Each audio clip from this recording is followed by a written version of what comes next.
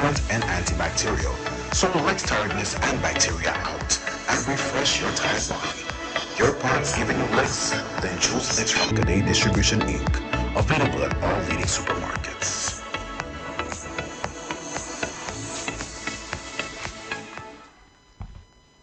Good afternoon to all. Welcome to Full Disclosure today, Monday, the 12th of May 2026. Jazz is over, people. I hope you had a good weekend of jazz, those who attended the various shows. And I hope we can now focus on the events of the day and what we ought to do from moving on.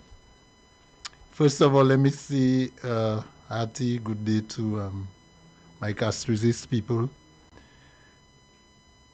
The executive of the Castrizis group, Mr. Peter Chico, our candidate, and all the supporters and friends of UWP.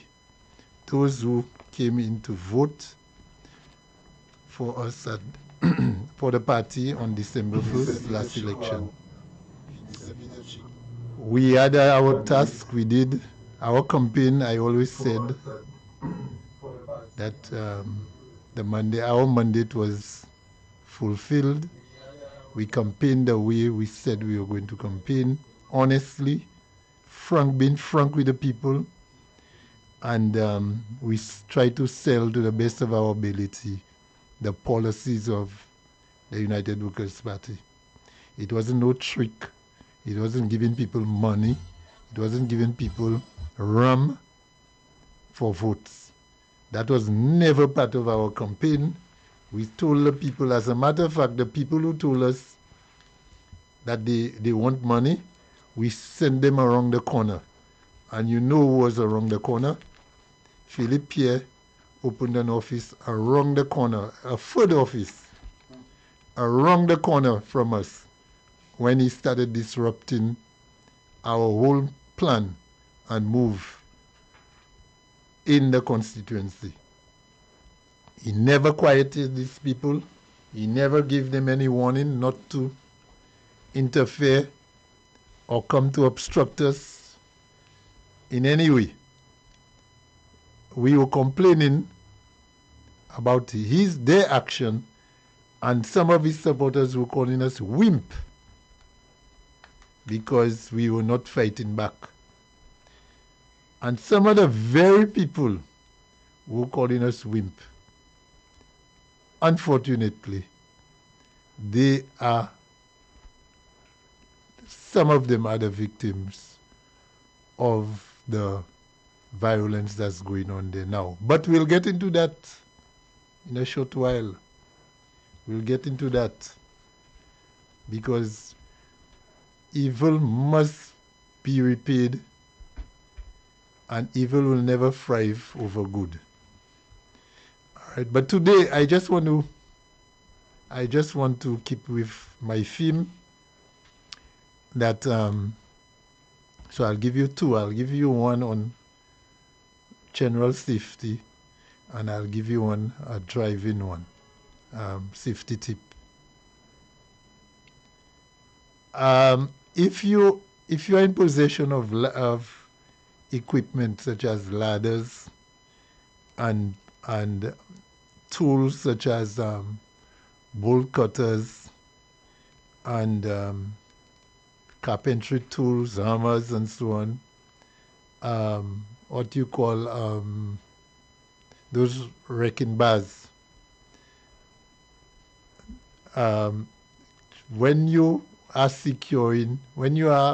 evening time, you are securing your home, don't leave those things. Just like you wouldn't leave your laptop in your car while you're asleep in your bed, or your firearm in your car, whether your car is downstairs, your basement, whatever.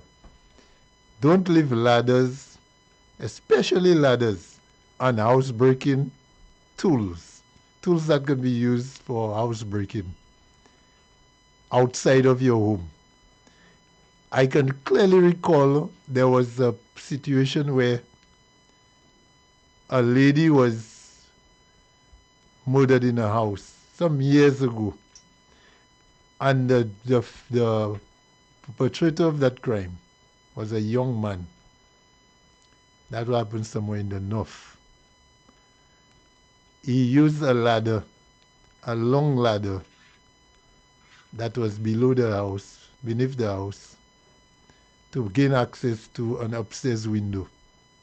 Now you believe because your house is high, you're sleeping with your windows open. Or your window just has a screen, but the window is open.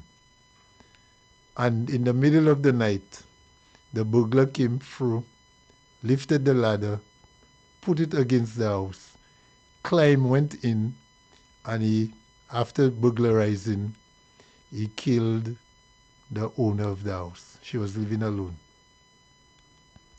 And he left the ladder there, so it was a clear evidence for the police that that was how he accessed the house.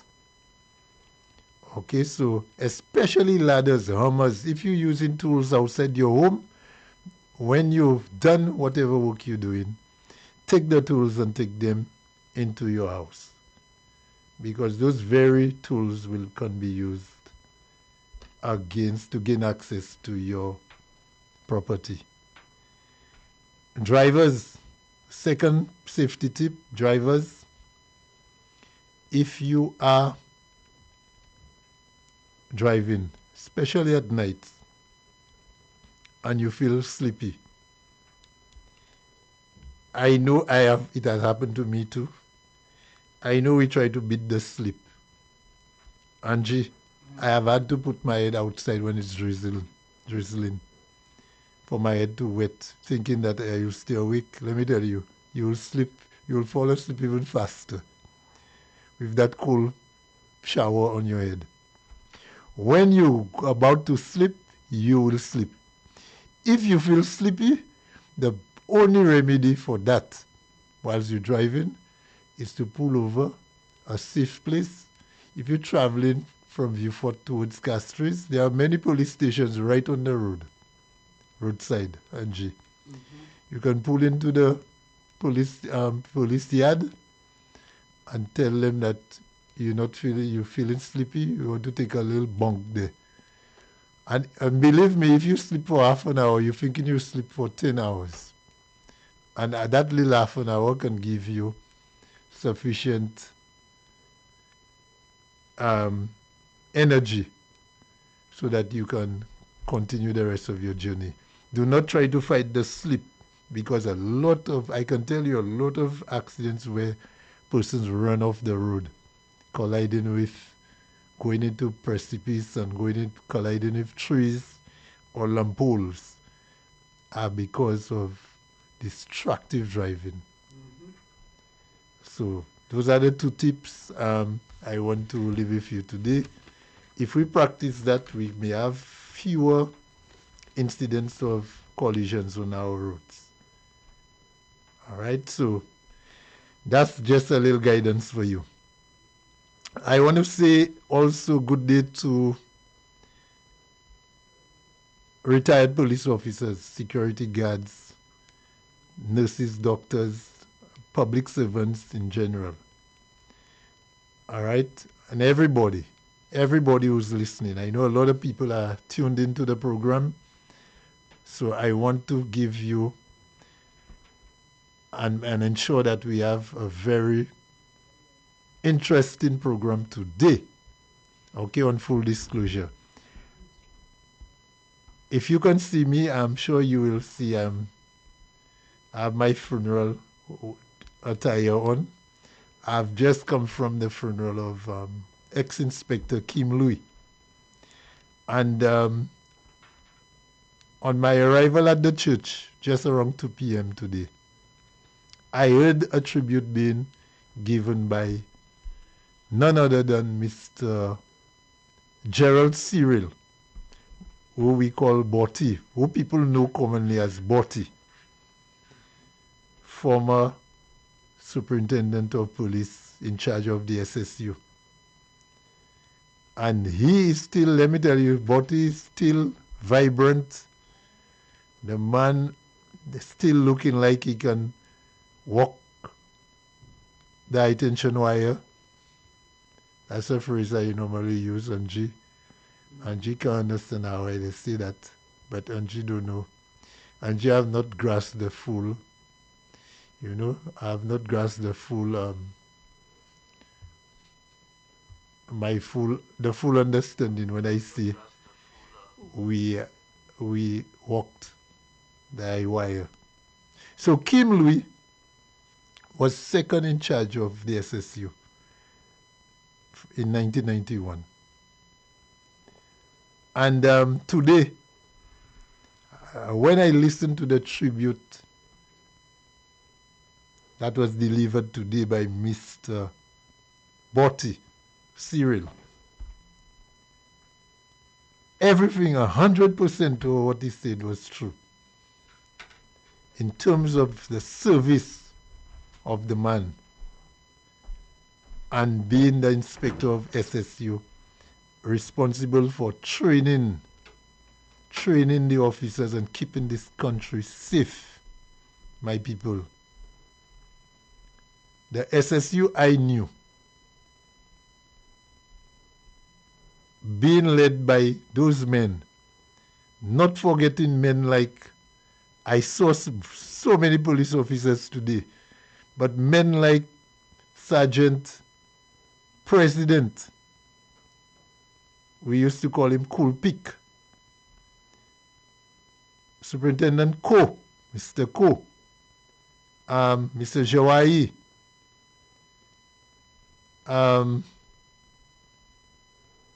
boy, there are so many, and I saw them. The reason why I'm stalling there is because I was speaking while I reflect on the people I saw there, the officers I saw.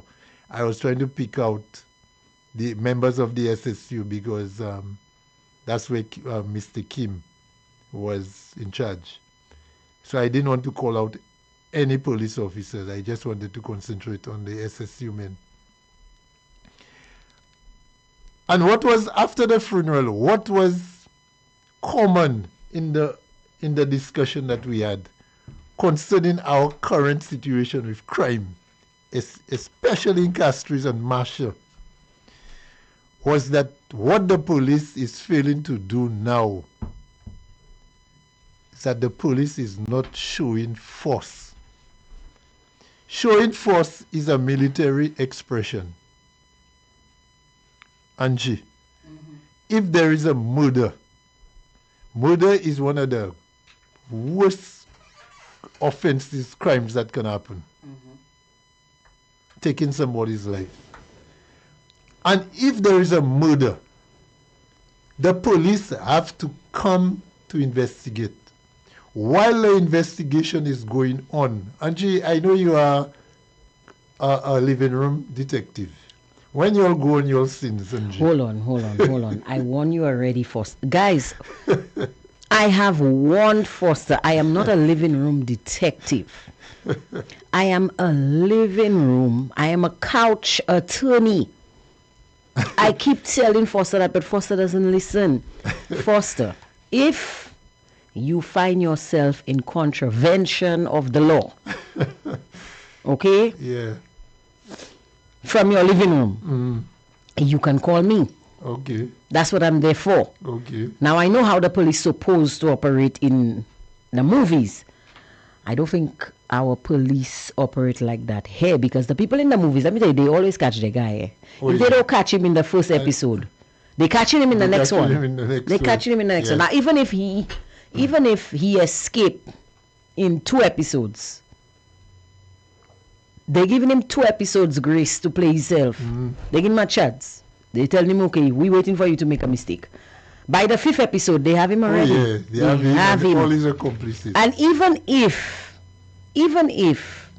when they take him to court, he escape on some technicality, next season, they come in for him, or somebody will kill him. Oh, yeah. But he doesn't. The perpetrator never escapes. Yeah.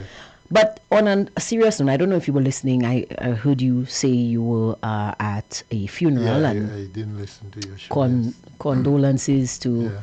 you and the other members of the police force, and also to the loved ones of the officer or ex-officer who passed. But I was talking about certain things that I saw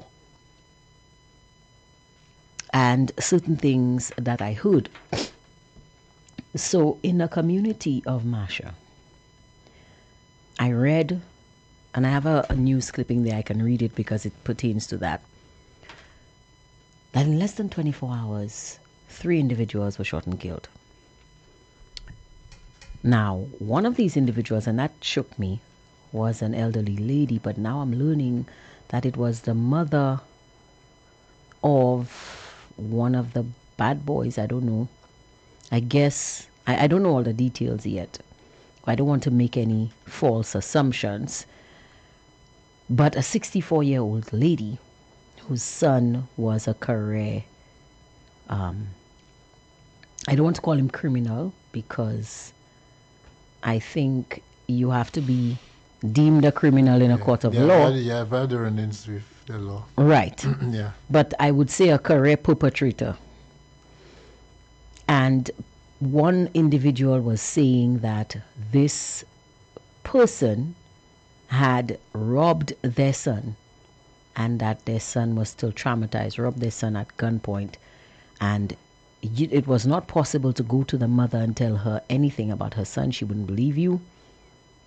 She would defend him with her life, but that's what parents are supposed to do. So, in a way, I don't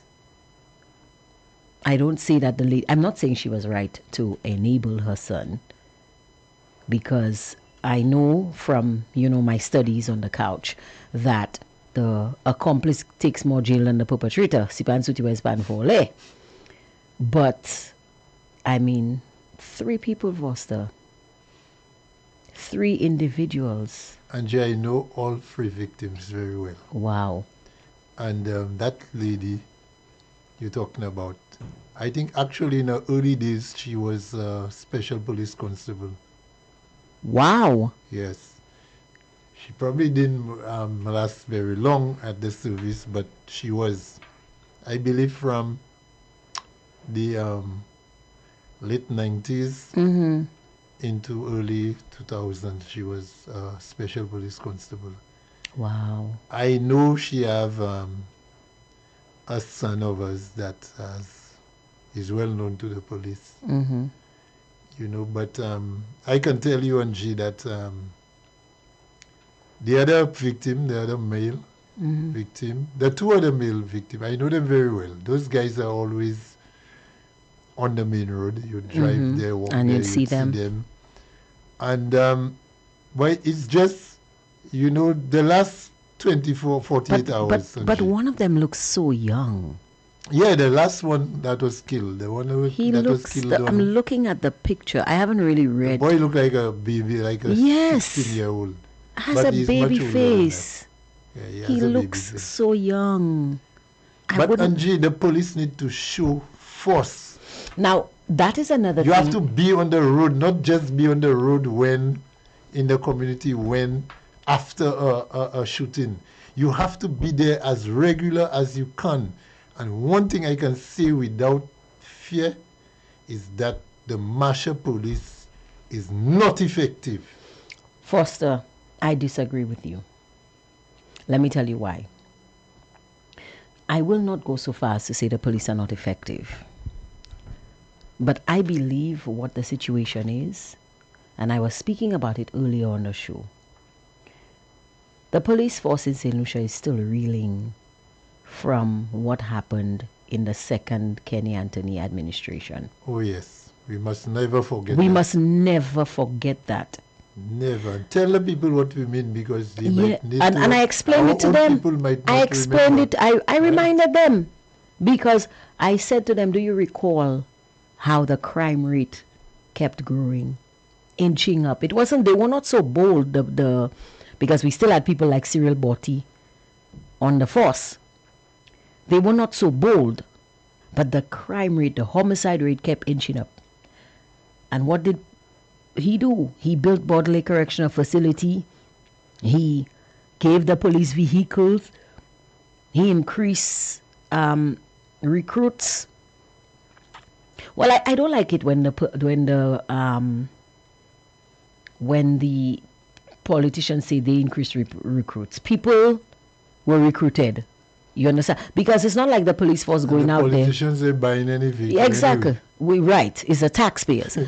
Now, I don't like when the police. I'm going to be honest with you guys. I do not like when the politicians say we increased recruits.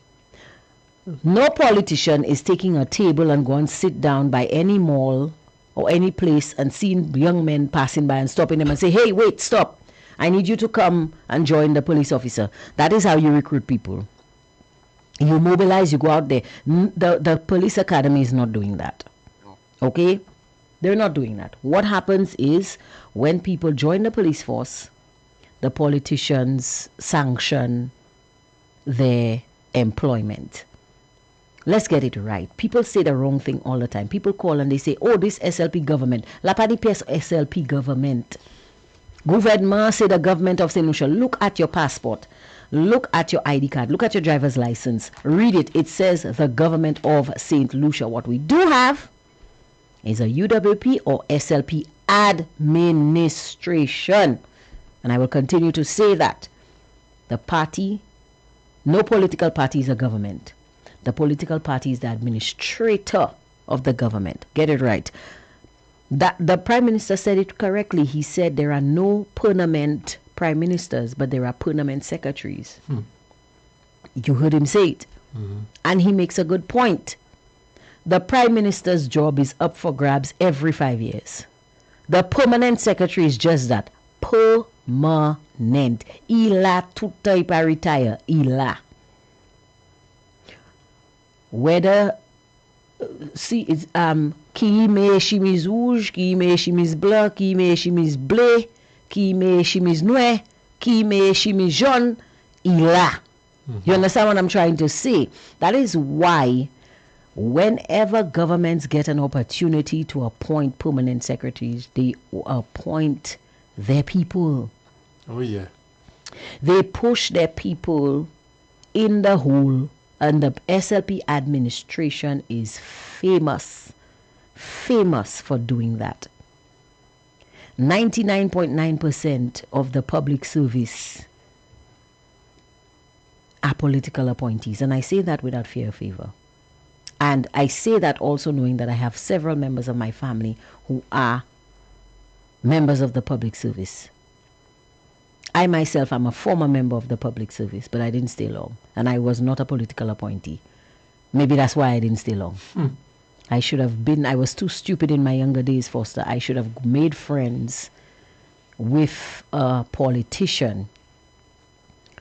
But I didn't know at the time that you had to do that. I thought you had to work hard at school, get good grades, and then you send in your application. And when they see how well you do, then they call you.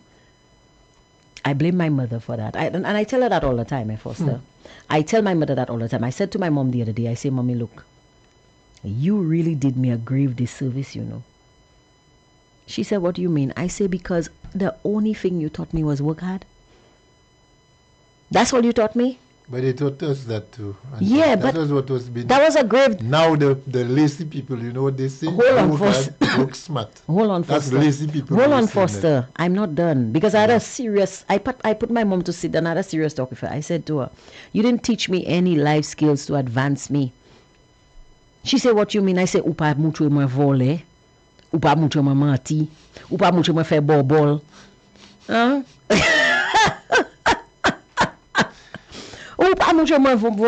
Your mother is old school. And yeah, but my mother didn't teach me any life skills. She didn't teach me. Just like my mother, our yeah, parents. that's why you and I, Foster, are not millionaires today. Yeah. That's our parents' fault. They didn't give us any life. They didn't equip us with any life skills.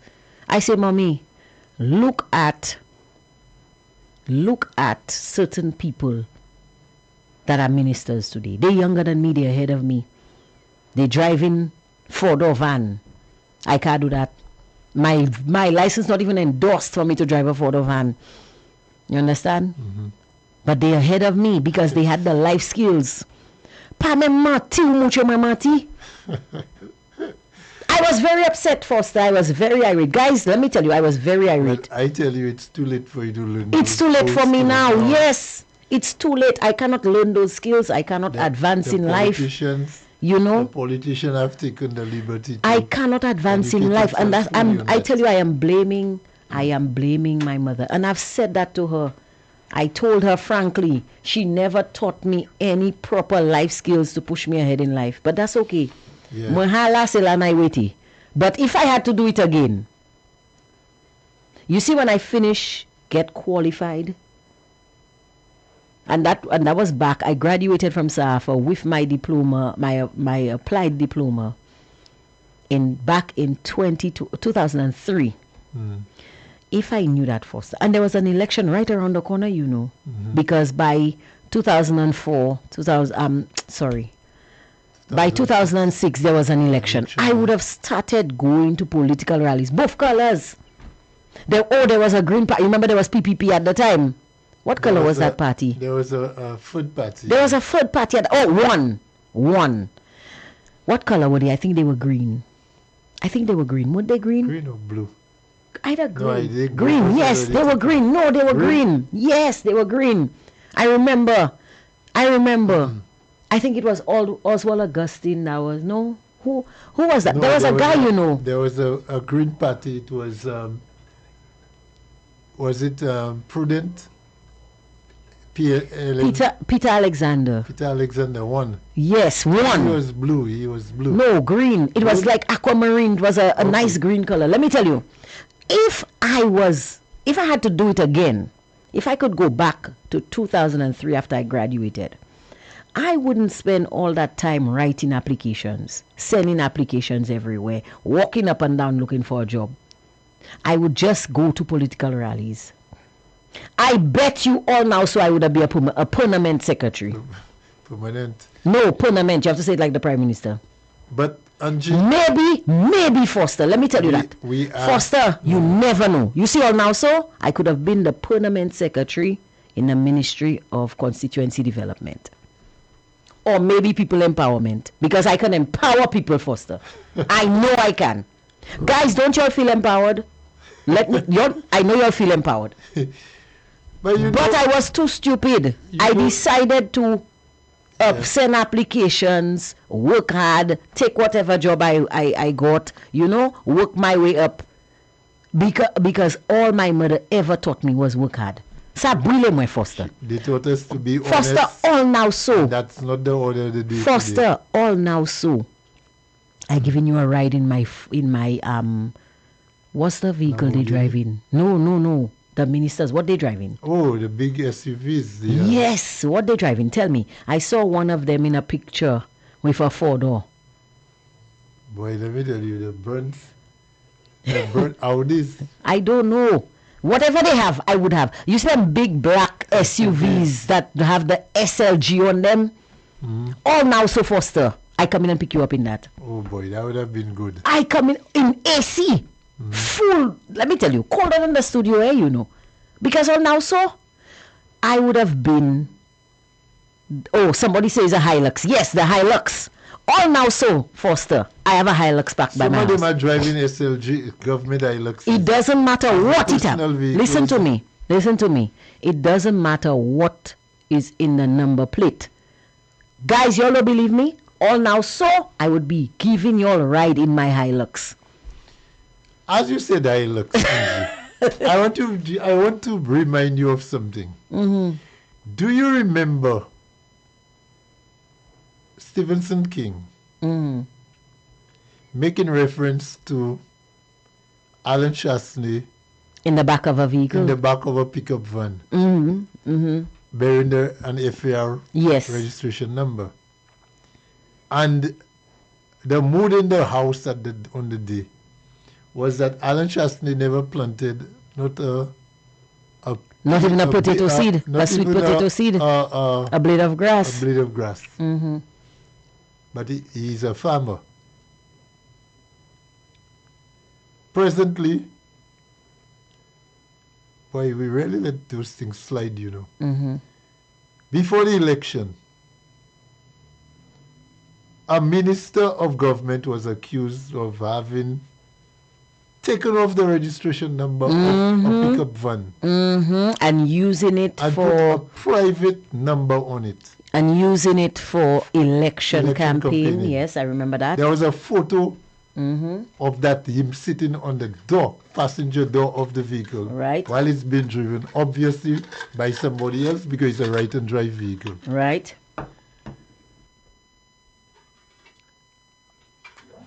And that person got away with doing that. The registration number of that vehicle that was on it at the time was not even registered. The number was not even a paid registration number. I know that because I checked it. I still have the photo. Where is that FAR van that they accused Mr. Shastney of? Do you know where it is? No. Do you know if Mr. Shastney owns a Toyota Hilux Grey? No. FAR? I don't know. Maybe he got a ride. I don't know. But you see, the people who made that accusation knew very well that was a government vehicle. Okay. As to how it was bearing a registration number FAR, ask the police. Don't ask me that. Okay. All right? But you think the person making that accusation didn't know that? Again, Just I to don't know. make it appear as though Mr. Shastney was breaking any law, was breaking the law. But Foster, whoever heard that statement and made it and thought that Mr. Shastney was breaking the law is what I went to Anglican infant school, and I had a teacher called Miss Polymus. She's still alive. If she's listening, good afternoon to you. She was very fond of calling us when we were very noisy in class. She would say, empty vessels make the most noise. Right? Now, moi te me parle en chai, so moi te yo te ka kwe empty vessel li, mais moi te ka fait taille moi. So, but the person who took that to mean that Mr. Shastney was breaking the law is an empty vessel, and I'll tell you why. First off, the gentleman was seated in the back, in the box of the vehicle. And he wasn't even sitting on the... Right. He On the wasn't right sitting side. on the He was railing. sitting He on was the sitting floor. in the floor. Right. With two police officers in the back. Exactly. With two police officers in the back.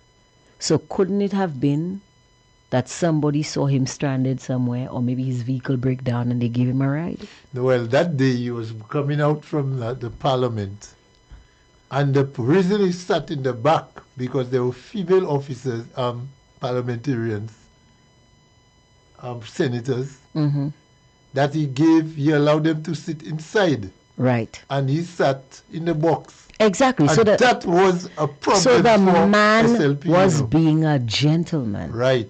Mais yo pas de mess. Kodia moun mwen konet, Exactly. yo But leve. that's why we are where we are. Yeah, yo today. leve an kay ki pan klazon. That's So you gotta why connect we to that. are where in the situation we are in the country today. This is a government that criticized the most subtle little things that the government did at the time in good faith. Alan Shastney, in good faith, allowed female parliamentarians or senators to sit in the In the front. body Yeah. of the vehicle, and he went to sit in the back on the floor of the pickup van, the box, and that was a discussion for weeks And in the House of Parliament. in Parliament, you know, and on their favorite shows. Yes, now Foster, Radio somebody is shows. asking you a question. You know I'm here to relate. A person is saying to you, good afternoon, Sir Foster. As for A.A. Foster, you look as sharp as a razor blade. Did you have to go to court, or are you still enjoying your Mother's Day jazz weekend? Mabak Machibi. Weapon tattoo. Well, the person inquiring, I said it earlier that I came from the funeral of Mr. Inspector Kim Louis, which was held at Leclerc Church from 2 p.m. So I didn't go to the cemetery because the burial is right at Gara. So I came. I wouldn't keep you all stranded, so I came to do the show. And we appreciate that. Yes. But Angie, I think that situation at Masha is one we can spend. We will spend this entire program on. Yeah, and as I was saying earlier, Foster, you of all people, you know better than me. You know better than me what the fallout of that impacts report was. And not just the fallout of the impacts report. Because I feel, had former Prime Minister Kenny Anthony called a meeting internally with the Commissioner of Police, with the head table, the executive of the police force, and had a meeting about this impacts report, that would have served the country's agenda better. But you see, SLP is all about short-term political expediency. And I was saying that earlier. The man is an attorney, an officer of the law, an officer of the court. I believe Kenny Anthony to be a very astute individual. You telling me that Kenny Anthony didn't know that in reading that report, in an address to the nation, he was shooting the police in the foot? Knew everything about Labour Party, his politics. Yeah. Kenny Anthony knew what he was doing. Of course, I believe that. He knew what he was doing. The impacts report, the impacts investigation was primarily a political ploy. Yes. By SLP. Because they said it on the platforms before the elections, you know. Yes. SLP said, Philippe Pierre and Kenny Anthony and the leadership of SLP said openly on the political platform that they are going to review every police shooting when they come into power, you know. Mind you, Kenny Anthony himself had Operation Restore Peace prior to that, you know, that resulted in the police shooting certain people. You ever heard anything about investigating that? No. In fact, I did not even remember Operation Restore. Oh, yeah. I didn't know that. It happened before Operation Restore Confidence. Really? Right.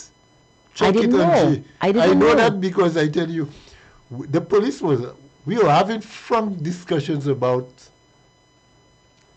Operation Restore Confidence and Kenny Anthony reading that report, you know, incidentally. And I want to send my condolences to the family of Sergeant Joseph again. Sergeant Joseph, Leontes Joseph. Because I remember the two of us having a discussion the Friday before Kenny Anthony, I think it was May 8th, 2012. Kenny Anthony read, it was a Sunday, that impacts report. He addressed the nation and he read the Friday report. before, Angie, we were at work, and me and Sergeant Joseph was having a discussion, and I told him I want to see if Commissioner Forswa will not call a meeting of the police this Friday before that impacts report comes out, before 4 p.m., before knockoff time. And he told me he doubt that will happen. I had my doubts too. When I saw the day end without that report, I was even more disappointed in the 10th commissioner, Mr. Forswa. That would be Vernon Forswa. Vernon Forswa. Now that's full disclosure. Yeah. I tell you, it hurts me that force have reached. Those guys have brought that force. Kenny Anthony have brought that police force and the Labour Party to its knees. They are responsible Yes, for the because force being where we are. I today. was just saying that. I was saying earlier today that the police force is still reeling from the fallout of that And we action. will not recover. And look at what is happening. There is a repeat right now. Look at it. Stay with me. Do you recall, I don't know if it was last year or year before, there was an incident, there was an uptick in murders, and what's his name? Philip J. Pierre was out of the island. And it was a press conference was held. And we have a caller on the line, but hold on, caller. Let's take that call. Yeah. Good afternoon to you, caller. You are on the. Good evening to you, caller. You are on the air. Good evening. Good evening, Foster. Hey, good evening. Good evening, Angie. Caller, doesn't I Foster like your look topic. sharp? Well, he has to look sharper for the person he went to, the family he went to support. Amen, That amen, person amen. was indeed, A sharp that person. person was indeed a giant, Oh, yeah. and he served with dignity when it comes to the security of our country. So he has to look sharp. That was a more, how do you call it? A model Oh, yes. to the force that passed away. And I know him because actually he is my cousin. Wow. Well, Okay. condolences to you and your family on the passing of your cousin. Thank you, my darling. But I was looking, I didn't attend the funeral due to, I couldn't have been there. Okay. But Foster, when Cyril, ex-policeman Cyril, it was him, right? I don't know the gentleman's name, but I heard the name. Mm-hmm. He spoke, he gave his, how do you call it? His tribute, Yeah. right? And he said something. I just do not want to involve the people in politics, but I really wanted to record what that gentleman said there. No, if I knew it full, I would have said it. So if you remember it, you can say it because people applauded in the church. Yes, because I saw, and you know me when it comes to the governance of my country. I wouldn't say politics, but the governance, and that's what I want people to understand True. with me. I am not a political hack. I am really interested in the governance of our country, and I have been searching for good leadership from the time of Sir John Compton's passing. Mm-hmm. Okay? That would challenge the affairs or control the affairs of this country. And I saw it in the former Prime Minister, Alan Michael Shastney. I saw the leadership role that he came out to play, and I knew he was going to do a good job. It's because of the interference of SLP again, it went down. And they just stopped it. But Mr. Cyril said something. And I hope persons who are looking at that funeral service, I would applaud you all. Those that didn't see it, go back and watch it and listen. The man told you Kim served in that force there for so long, doing his work. He never had there was no political interference in the Royal St. Lucia Police Force. They didn't have that in Kim's time. True. You couldn't bribe Kim. True. You couldn't tell him, do that for me because I'm Prime Minister, or do this for me because I'm opposition leader. He wasn't a man to take bribe. Okay? And then he told you in 1997, what happened in 1997 in our politics? Well, Kenny Anthony raised his head. And the gentleman told you that in 1997, that's where the politics entered the police force. The police. You're right.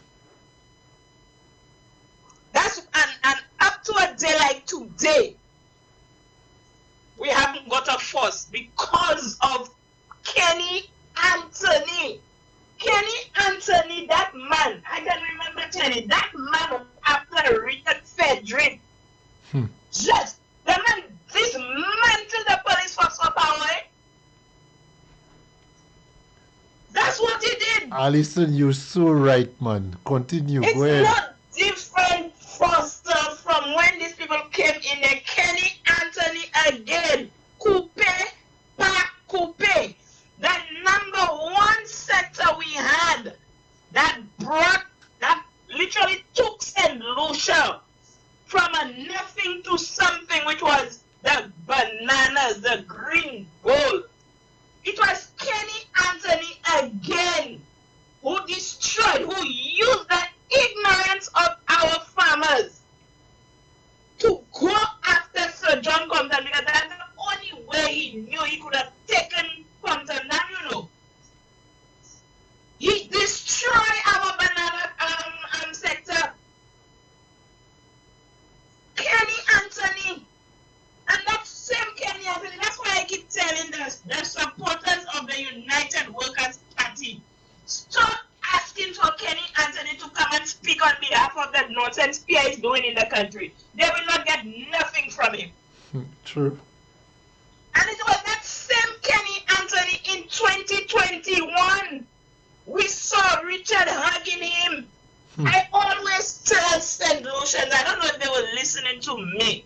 If Kenny Anthony wanted, and he still have a little frame of influence on the public, if he wants to stop what you see that is going on there, Kenny can just come out and say enough is enough. You hear what I'm telling you? But they want to play the politics. They want to enrich themselves and keep the people poor. That is their agenda. Enrich ourselves. That's the philosophy of the members of my cabinet. No, Country first, caller, themselves. remember, put yourself first. That's what the man said. And he said it was his... Self before country. Right, and he said it was his, let me see if I remember That's the the exact philosophy of the wording. cabinet. All the The members of the philosophical position of his members of the his members cabinet. of his cabinet. Let me tell you, you see the past 30 years of our politics in St. Lucia, the way this country is structured, Kenny Anthony is to blame, and I don't know what in God's name St. Lucians are hell-bent on supporting Labour Party. When Kenny Anthony came there in 97, I cannot never forget his first attempt again after they did all the charade when he entered into they crowned him as Prime Minister. They elected him, sorry. I wouldn't say the crown. The man's first move was to build Borderley.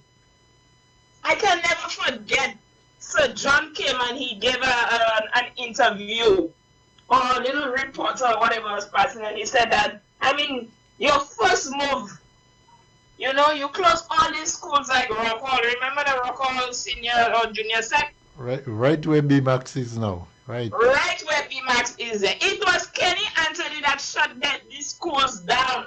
And then he went and built Borderley. And Sir John said, you're not going to build close down the school to build prisons. Use the schools as an institution to educate the children. Let them have how they call it, a trade. Teach them something, like turn the school into a care or something. Why don't you let them go to school and learn something? Learn to be a seamstress, learn to be a carpenter. I remember Sir John talking about that. And I don't know why the poor people in St. Lucia, they are hell-bent on supporting Labour. Labour is not for you all. And I'm telling you this afternoon when I heard Mr. Cyril speaking about the man tribute, I think all St. Lucians need to go back and watch that funeral. Mm-hmm. We need to go back and learn our history for us to correct it. And that is the era when God placed Mr. Shafie to correct the dirtiness that have been going on under Kenny Anthony in our country with the politics. And I see St. Lucians sat there and they allow Labour Party to come back and do St. Lucia the same nonsense. Worse yet, we finish No one is listening to Philip. Everybody doing their own thing. You can see everybody tied down with their man.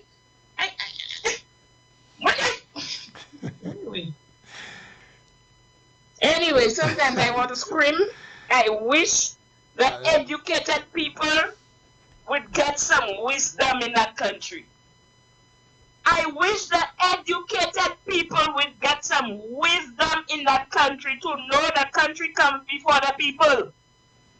Well, To know that the economy of the country is more important than the people. The people who care, have to speak out. They're not necessarily educated people, because some of them are just foolish. Some of the educated people, once they have their dollars in their pocket, they don't give a damn. We need the more people to speak out and caller. Just like you speaking out there, if I was home listening to that program and that discussion was going on, I would be tempted to call. But too many of us are just there as, I know UWP say they ain't talking and they have spoken enough. But let me tell you, I don't want to be inactive and then tomorrow people tell me, but boy, I was not in your voice, I'm not in your voice. You could Let me tell you, you know who that's not supposed to speak in my opinion? When I tell people to keep quiet, those that are supposed to not speak are those that are putting their names down to form the government. Yeah?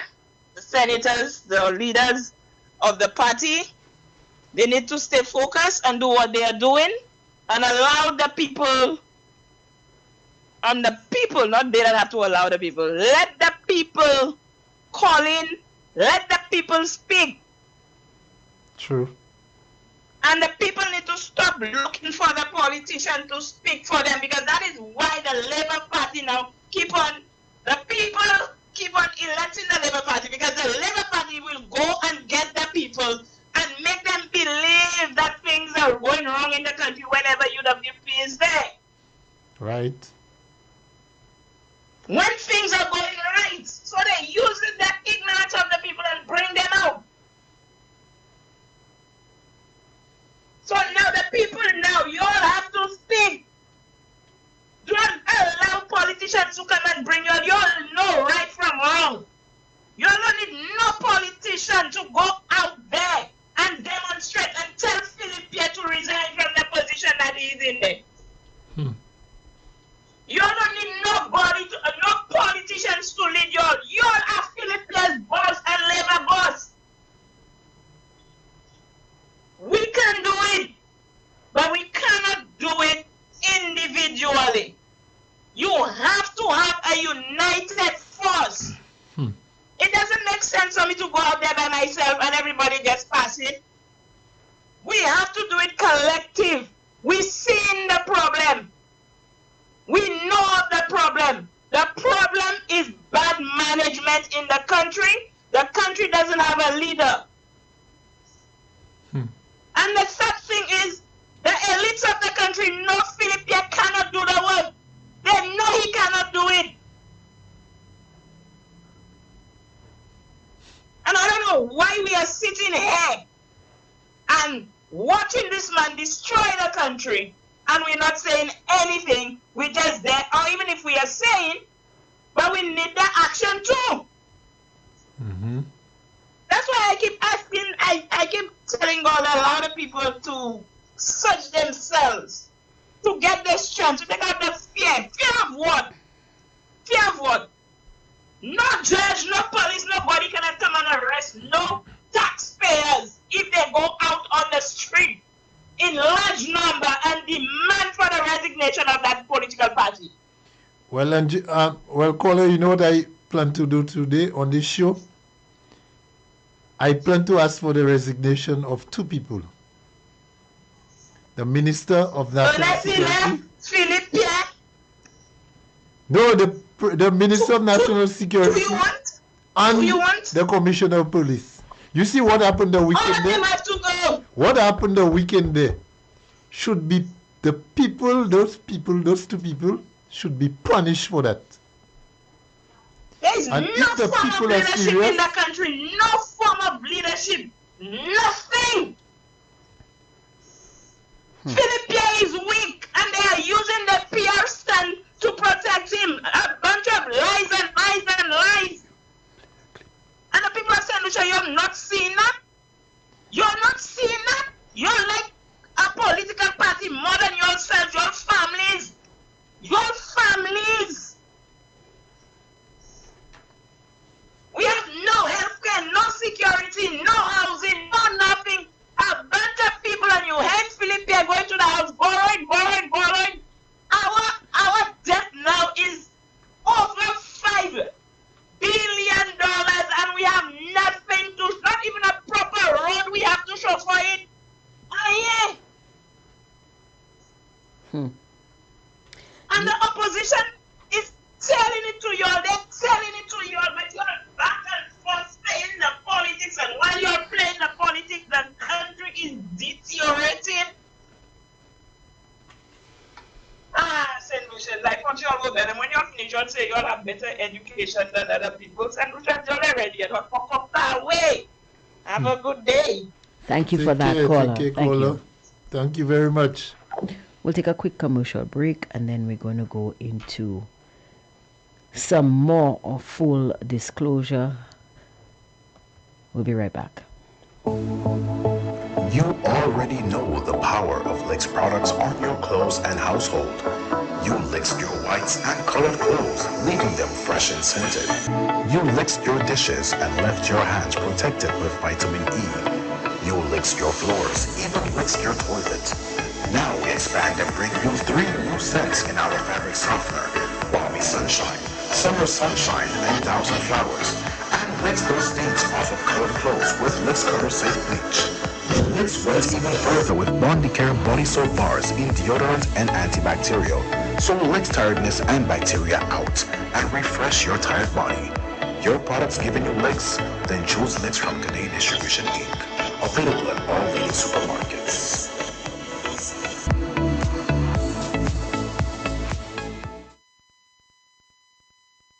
All right, guys, it is 5 minutes past 6 p.m. here on Fire 107.7 FM, and you are listening to Full Disclosure with the very sharp Foster Chico. Let me tell you, Foster, you dress there as if you're going to nurse, but actually he came from a funeral, and people are on here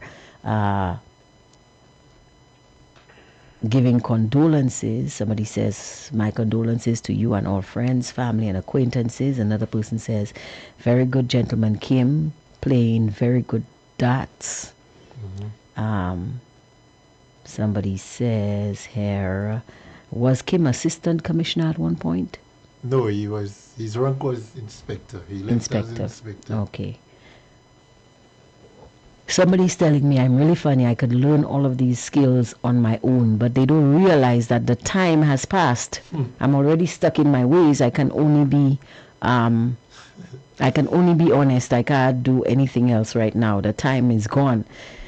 Somebody says the color was purple, and another says it was LPM, and the name of the party was Las Palais Magie. I don't know who was. Yes, I remember. I don't know who was. Slogan.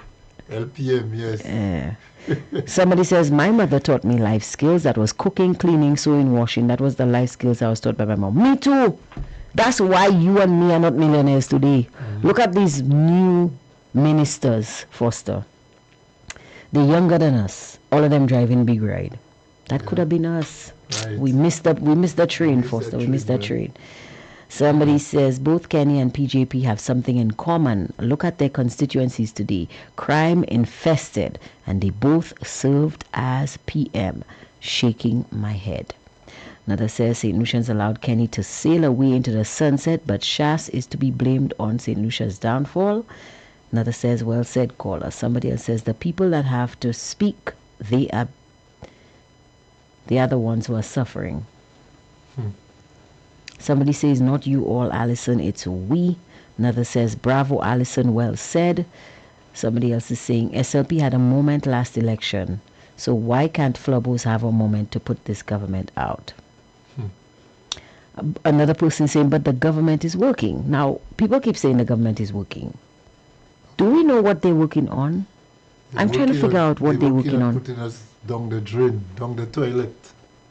That's what they're doing. Somebody says, remember Hile said that the crime was planned in St. Lucia. Why didn't the police bring him in to question him? St. Lucia is not a real place today. Look at crime we are facing. Now, speaking of politicians knowing about crime, I have a clip. I'm going to play the clip because you guys know I don't like to give you information or say anything without the right. Oh, I think we have a call coming in. We have a call coming in. Good afternoon to you, caller. You are on the air. Good afternoon, Angie. Good afternoon, Chica Foster. Yes, good day, sir. Foster, are you swearing in as a government minister? You look the part, you know. Not yet, man. Somebody actually called you Peter earlier. In the future, not yet. Foster, I would readily admit that your attire today is one of seriousness, and you seem to look the part more than what I see in government right now. Yeah, thanks for that, man. Thanks for that, caller. A bunch of individuals that St. Lucians elected or voted for with no plan. They do not look the part, they do not act the part, they do not speak the part. They're just clueless. Now, caller, listen to me. You say the people not looking the part or acting the part. I believe they're not looking your part or acting your part, but they're doing their own part because, let me tell you, they are putting themselves first. Yeah. They have told us, St. Lucians don't listen, but if St. Lucians would just listen to the Prime Minister when he speaks, they would understand everything. The guys are following the philosophical position, which is to enrich themselves, and if they have time, think about the country. Yeah. And they're not looking the part, they're not acting the part, and I think they're eating too much patat. Well, some of them like patat. I like that Some one. of them even say I've invented potato seeds. So. Yes. So they consume or they eat too much patat. But that was just a moment of levity. But to get down to brass tacks and to get down to something serious, Foster, you and I know what Marshall used to be. Yeah. You reside in Marshall still, the Castries East constituency. You still live in the Marshall area. I have grown, born and bred and raised in Marshall. We did most of my schooling in Marshall. And this is not the Marshall that I knew. Not at A all. peaceful community, a productive community, a community that nurtured talent of all walks of life, in all spheres of activity, community, and what have you. This is not a Marshall we knew. So the question is, how did we get where we go right now in terms of Marshall? And when I say Marshall, I mean Marshall proper, to be precise. And that boils down to a number of things, serious things. You remember under Foster, correct me if I give him the information, my information might not be precise. But you remember under former Minister of National Security, Herman Gill Francis, there was a consultative effort to set up what I call, or to establish a succession plan for the Royal St. Lucia Police Force. Yes. And an assignment was given to Mr. Police officer, I cannot remember his designation at the time, Mr. Mosheri, to set up what it was called a succession plan for the Royal St. Lucia Police Force. Yeah. What happened to that document? Because from my information, the gentleman was assigned, he was given an assignment, and if former National Security Minister, Mr. Herman Gill Francis, is listening, or somebody is listening, he can give the program a call and give us some enlightenment. Because I say that because what happened to that document? What happened to that assignment? Because clearly, Foster, something is wrong with the Royal St. Lucia Police Force. It tells me that there's no leadership. If you want to, and mind you, Foster, you as a former police officer, you rarely accept that we do not have a military. So we rely wholly and solely on the SSU and on the Royal St. Lucia Police Force for our security. Right. But the problem I have is, who is leading the Royal St. Lucia Police Force? And I say that in all honesty, because heritage you have Mr. Vungad, who just gets 1 year extension, 1 year extension, 1 year extension. Where is the direction coming from, Foster, as an ex-police officer? I wait your answer. I need the education. I need to know where is the guidance coming from. And you did mention, caller, you did mention Mr. McGill Francis' name earlier in your contribution. And Mr. McGill have said openly on many occasions that the training required for commissioner, before you're appointed commissioner, there is a command course that you must do with the FBI and some other course that he mentioned that have not been done by none of the members of the executive of the force, current executive of the force. So that alone tells you something. That alone tells you something, caller. With that, even at the very top, you lack the training that is required to do the job effectively. But it also boils down to, we heard of instances where promotions were made outside of the approval from the current police commissioner, Mr. Vungad, and so the gentleman proceeded on leave, and like a thief in the night, persons were promoted to certain ranks, and we're hearing that they're not suitably qualified. They didn't do there are certain requirements, as you indicated, certain courses that ought to have been done to secure promotion. We're hearing that was absent. That did not happen. So you see the fundamentals of what's happening within the rank and file of the Royal St. Lucia Police Force. And when see why we cannot solve basic murders. You're right, caller, and when you see you cut short or you end programs and a training program or promotion process, what you are doing is eroding you are eroding the institution, because you're going to end up promoting people that does not meet the criteria, and that is further putting us in further trouble, down the road. Because those individuals the same persons you're going to promote wrongfully today, they will lead the force in 2 years and 3 years when other persons retire, because a lot of persons are leaving this year. Some are going on pre-retirement this year, the more senior ones. So if you promote bad ones, or some that does not meet the mark, you are setting up yourself for a harder fall down the road. And I say amen to that. So you see why we as a country, we are in trouble.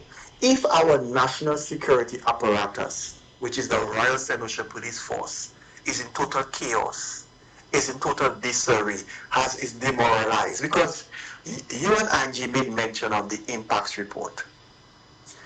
There was no justification or no logic or no reasoning or no common sense why an impacts report was done. Mind you, that impacts report was done by the Jamaican Constabulary.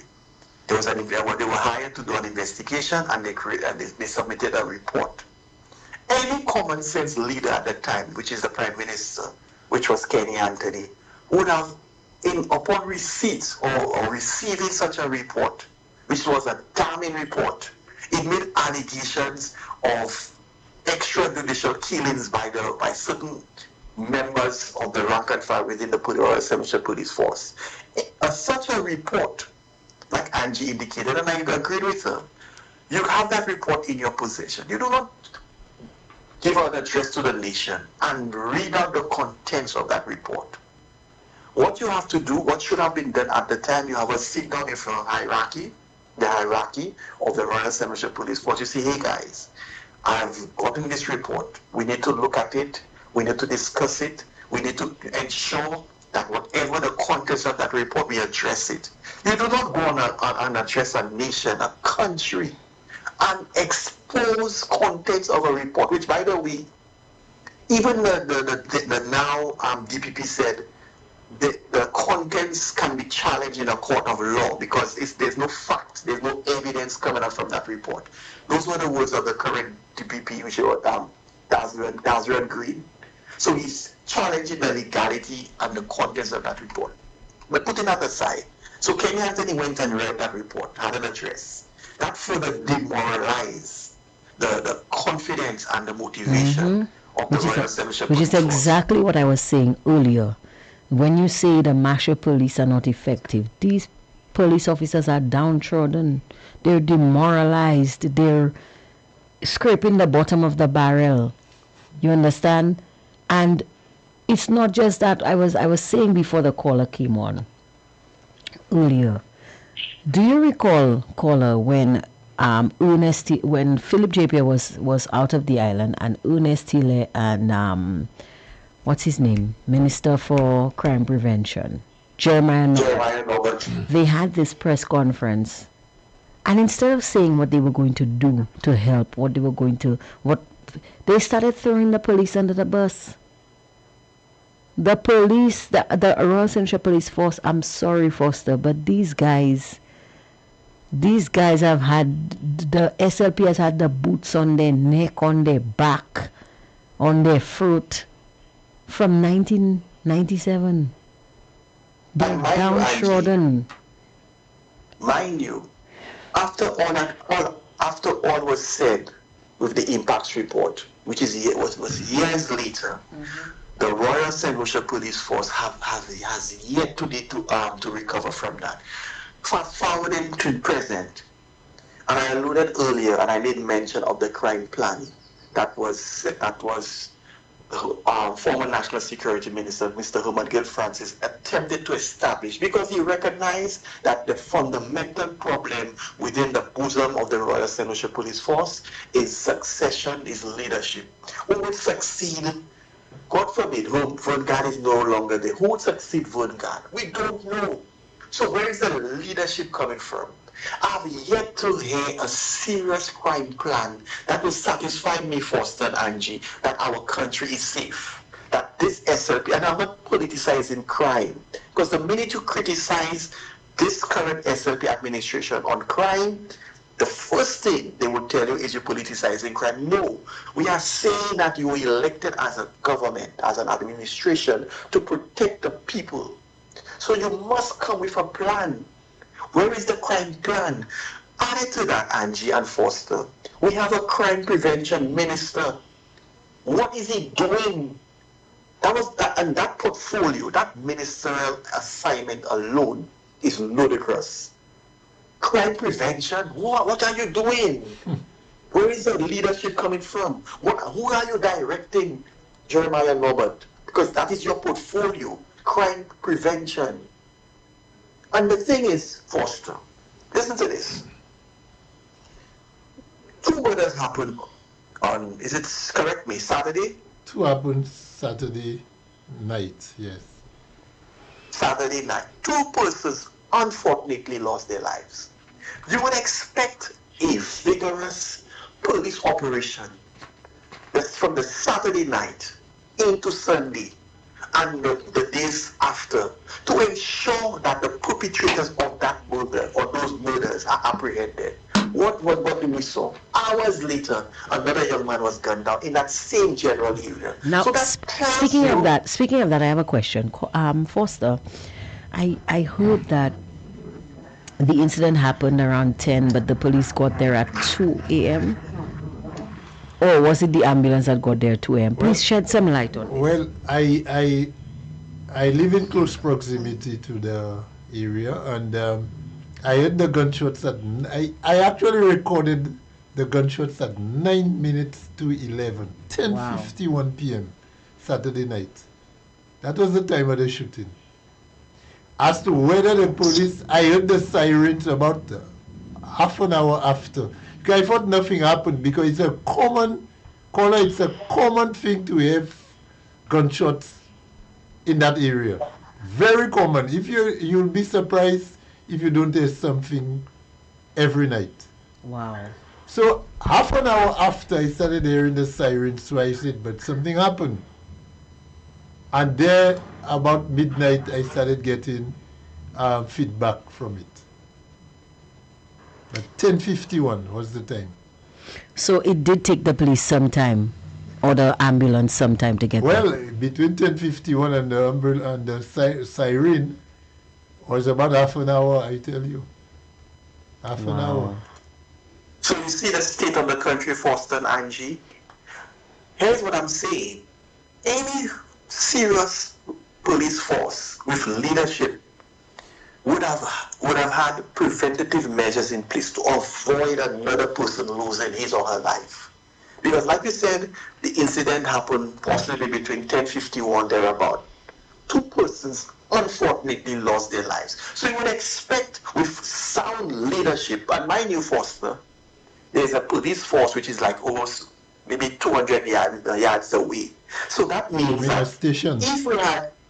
You said force. Sorry? You said force. Police station. Yeah. Sorry, police station. The Marshall Police Station. Thanks for the correction, buddy. So the Marshall Police Station is 200 yards away from the general area where the murders occurred.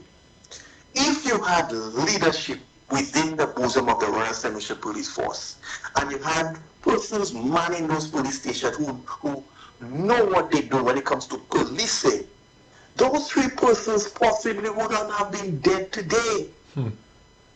The point I'm making is, Angie and Foster, the country is lacking leadership. From the Royal St. Lucia Police Force At to the all government levels. officials, Right.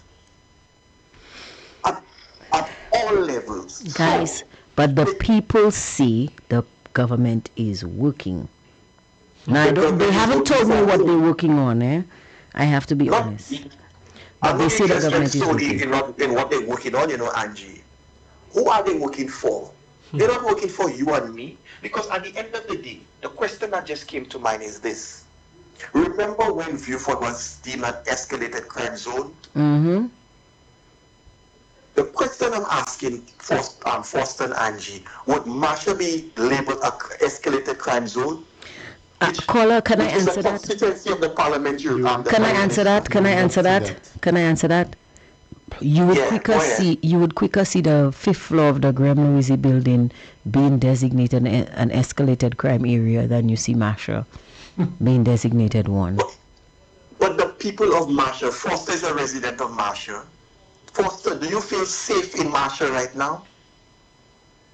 I can tell As a you. resident of Marshall taxpayer. I can tell you something. I said I made a vow to myself that this week I will avoid Marshall, the streets of Marshall. And I tested that to this afternoon, caller. I deliberately did that. I walked from the city, through Marshall, to my home. And let me tell you, the streets there was absolutely no one on the street, Can you believe I walked from Chaussee Road to Rockall Road, entrance with Marshall, and I didn't pass somebody on the street? Wow. And let us not forget. Not even the guys on the block? Yeah. Nobody on no block. You think the guys get Netflix? Maybe that's why they're not. They probably got... Caller, I know you live in the diaspora. Did you, as a former resident of Marshall, did you donate Wi-Fi and Netflix to your constituency? Just asking for a friend. Upon a request, I will so do, because I believe anything that would benefit my community, my former community, as I indicated, I grew up born and bred and raised in Marshall, did most of my school in that constituency. If approached, I will assist.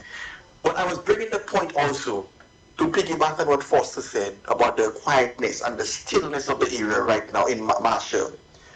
You know how many schools that are around that general area? 4. You have the Rockall, you have Rockall, you have Entrepot, you have Leon Hess. Rockall is what are the other yes. schools there? Marshall. Convent. The You have the convent. St. You have Joseph Convent. Leoness, Entrepot, and So, the Marshall combined. So at least maybe 4, 5, or 6 schools within that vicinity. Can I, as a parent, trust my child going to school, knowing that this area is infested with criminality? So, as a taxpayer, I have to ask myself that question. Why am I paying those government officials, whether Verngard, who is the present commissioner of police, why I should pay Jeremiah Norbert a salary, why I should pay Philippe a salary? Because the duty of any government or government official is to protect you, so that to ensure as a citizen, Angie and Foster, that when you walk the streets, you feel safe. Do you feel safe in your country? The answer to that is no. And I think, without any fear of contradiction, if you ask any St. Lucian right now, do they feel safe? Particularly the residents of Marshall or East Castries, do you feel safe? I'm sure they will tell you no, excluding the party acts, the Labour Party acts. Because irrespective of whether they feel safe, whether every night Marshall has a shooting, God forbid, they will tell you the party working, the government working. So you see the problem that we face. St. Lucia is lacking leadership at all levels. Sadly, we are paying government officials, government ministers, a commissioner of police with his hierarchy to protect us, and they are failing the people. So right now, Marshall is a hotspot. And mind you, for the benefit of our listeners who may not know, Marshall is within the city, you know. Within your city, your main city. Are we talking about tourism? We just had jazz, Marshall Jazz. Could you imagine, Foster? Just Friday we had the opening of jazz, you know, in Marshall. First day. And within 24 hours, 3 murders in that same area. So it tells me that having and I'm not against the opening of jazz at Marshall. I'm simply saying having the opening of jazz at Marshall could have been a disaster, God forbid. Because we had thousands of persons who congregated there at the opening night of jazz. True. Going to that event at their own risk. St. Lucia, you understand that your government... And it begs a question, caller. If we were able to keep Marshall quiet for the opening of jazz, why can't we keep it quiet all the time? What happened between that night and Saturday night? What was different that we could not have continued? You know what is different? We have what I call a VAPS government. You know what they call a VAPS, Foster? A VAP? Yeah, a VAP. VAPS. Okay. You know what that means? When a VAP take you and you just do something spontaneously. Right. So you know what happened? So they had the opening of jazz on Friday. Thursday. If you know that, the entire police force was manned there because this opening of jazz. As soon as jazz finished, not a police, not even no patrols. So it tells me that we operate like a VAPS in this country. Only when something happens we respond. The police doing these operations today does not cut it, because at the end of the day, sadly, 3 persons lost their lives after the fact. A lot is lost already. Yes. Too little, too late. Too little, too late. Do we continue as a country to operate that way? We should not. And I'm saying, and I'm agreeing with you, Foster, we should demand the resignation of the Minister of National Security, which we all know is the Prime Minister. He's the parliamentary rep for Castries East Marshall. And we also should demand the resignation of Jeremiah Norbert, because mind you, His designation, his appointment, his assignment was crime prevention. And as far as I'm seeing, we have had 36 murders for the year, Angie? Well, caller, let me tell you, let me just stop you right there. Remember, you need to remember that according to the Prime Minister of St. Lucia, and be reminded that he was the one who created the ministry. According to the Prime Minister of St. Lucia, the Ministry of Crime Prevention was not intended to prevent crime. Now, don't ask me what. Oh my! I was just about to tell you. Don't ask me that because I don't know. He didn't tell me. So you created a Ministry of Crime Prevention, and you do not know the objective of that ministry. Well, you see, and the assignment. Well, you see, caller, what had happened was I did not create the ministry. The Prime Minister created the ministry. He said, and I quote, "People are misunderstanding. The Ministry of Crime Prevention was not there to prevent crime." You heard him too, didn't you, Foster? Oh yes. Because I played the clip. But I'm asking the question: what was the motivation? What was the objective for creating a Ministry of Crime Prevention? Mind you, let us not forget at what cost it is to the country, because when you create ministries, you must have workers, you must have a permanent secretary, you must have workers at the expense of you, the taxpayer, we the taxpayer, because all of us, whether we like it or not, we pay taxes directly and indirectly. So we created a Ministry of Crime Prevention. That minister is preventing crime or preventing crime. But he's appointed to prevent crime, getting a salary every month, and the murders, sadly, it grows, the numbers grow, gets higher and higher. People keep young men in their prime, keep losing their lives for whatever reason.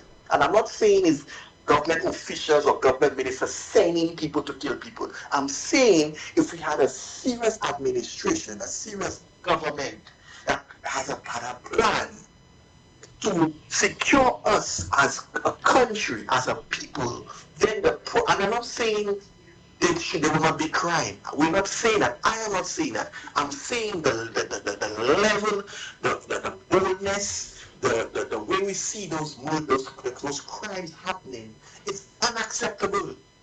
I ain't going through Masha right now, Foster. I'm telling you straight, as a Masha boy, I am passing Masha. Not for 1 minute. Because I, as a citizen, a former resident of Masha, I do not feel safe. And I'm sure many Saint-Lucians will tell you they are going to Masha for whatever reason. Is that right in our country? The answer to that is no, that's unacceptable. And we have to demand from our public officials better, because at the end of the day, we pay them, we hire them to do a job. And if they're not doing the job, like in the private sector, they ought to be fired. And I for one, I'm speaking on my behalf, I'm calling for the resignation of Jeremiah Norbert.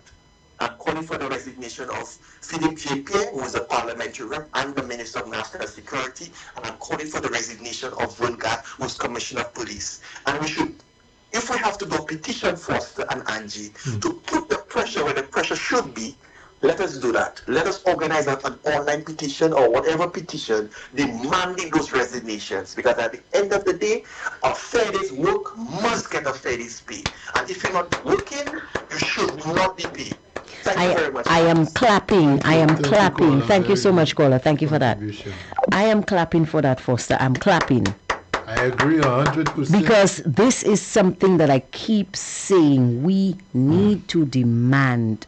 It is time, high time, we demand a fair day's work for a fair day's pay from those individuals. Foster, let me tell you something. When I like Coke, when I go to Marcy and I buy a Coke, I already pay them fellas salary, and I know when my salary will be paid. You understand? When you buy a chocolate, you like gum. When you go and you buy 2 sticks of gum or 2 packets of gum, I know that's not how you buy it, but I just put in things in perspective. When your child goes to the supermarket and buys a packet of Conkers, your child are not working nowhere. That child already is paying. They don't have a salary. They don't know when they're going to get a job. But they're already paying these guys' salary for them to come and Sime Gwen Queen. I think I'll take that from Alva. Alva Baptiste, thank you so much. Because he said that Tommy was engaging in Sime Gwen Queen politics. But I believe he was talking about himself. Okay? Yeah. So When these guys are Sime Gwen Queen. We'll give you said you had a clip. We'll Yes, give the I have people a it, clip. I have a, oh my and goodness. then I'll make Foster, some statements. you know, hold on. Yes. Guys, you're going to have to, I think I got too excited there, you know, because I think I removed the clip. But don't worry. Foster. Yeah. I'll be back with the clip. You know, I'm quick draw McGraw when it comes to the clips, eh? I'll give you a detailed summary of the past weekend's events at Masha. Right. Angie, while you get the clip. I have on record, I wrote it down, not knowing that it would have resulted in homicide. Shooting The clip is ready, eh? So Saturday, the 9th of May, 2026, 10:51 p.m. wow. Later during the morning, and I wrote that after midnight. One female victim, one male victim. That's what I wrote. Saturday night into Sunday morning, midnight. Later Sunday, I wrote one male victim, Sunday, the 10th of May, at 1 p.m. Gunshots at Masha. Wow. This morning, I amended my report. At 7:40 a.m., Monday the 12th of May, gunshots at Masha. See. Angie, And you didn't even know it was going to result in a homicide. when I left my home this morning, I went down on a bus. I saw the police mobile unit near the station on the Masha Road. The big red, The big red, I call it. Yeah. Red. the big red school bus you'll have. Okay, because that's what I saw. I thought that was the bus for the police to get to work. The police, what they are saying, and I mentioned a word at the beginning of the program, the police must show force. Okay. If the police had a presence after, let us accept that the police cannot know that there would have been a shooting at 11 p.m. Saturday Well, night. yeah, of course. But thereafter, 2 people gunned down in a small community like that. You telling me the police is so absent that just over 14 hours after, the criminals would come in the same area and kill a 3rd person, and the police is not there? The police is ineffective. That is why I am calling for the resignation of the Commissioner of Police and the Minister Slow of down, National Security. slow down, Foster. Those Slow 2 down. guys have to leave this Foster, office. slow down. The commissioner of police don't finish his house yet.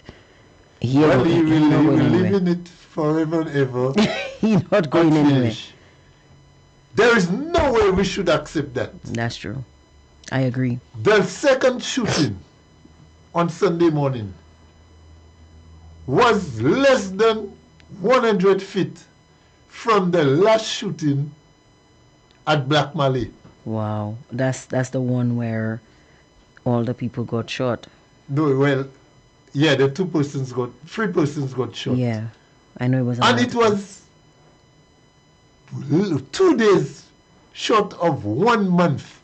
You know that last shooting at Black Malay was on the 11th of April, Saturday the 11th of April, 2026, about 8:50 p.m. Wow. Guys, Officer Foster is on the case. And you telling me 2 days short of a month, you have another shooting In the same after, area. which is in fact the third homicide less than across the road from that shooting, that Black Malay shooting. What So can I I should say, not Foster? blame the police for that. If the police were doing patrols along Marshall and the communities, the criminals could not be so brave to come back on a previous murder scene, less than 12 hours, and kill a man on that same scene again. Well, I mean, listen, Foster. I think you're underestimating the bravery of the criminals. You know, do you remember? Do I'm you not recall? underestimating No, them. hold on. They're brave. They're very brave because. Do you recall that there was a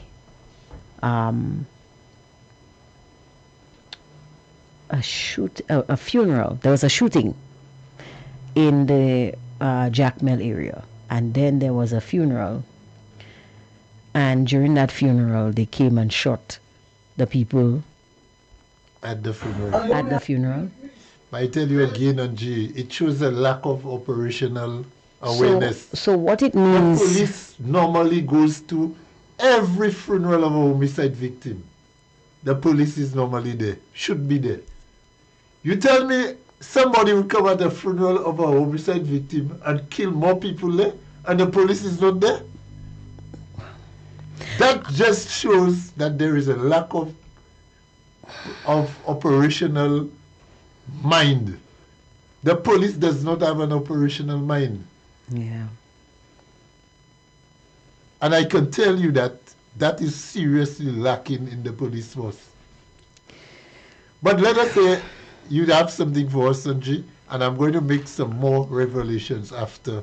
So I have a you play the clip because always whenever I see something, especially when I see that certain individuals have said certain things, I like to back it up with facts and figures because you know how it is, Foster. You need to be able to ensure that you can back up whatever you say. So here is a clip of Prime Minister Philip J. Pierre explaining his how should I I want to say it politically correct, his knowledge on the ground. There you go. Let's take a listen. It seems well, it's loading. Apparently I didn't have it loaded up. Hold on, let me just refresh this page. All right, here you go. I know what's happening behind the scenes. I know. Hold on. I want you all to know what he knows.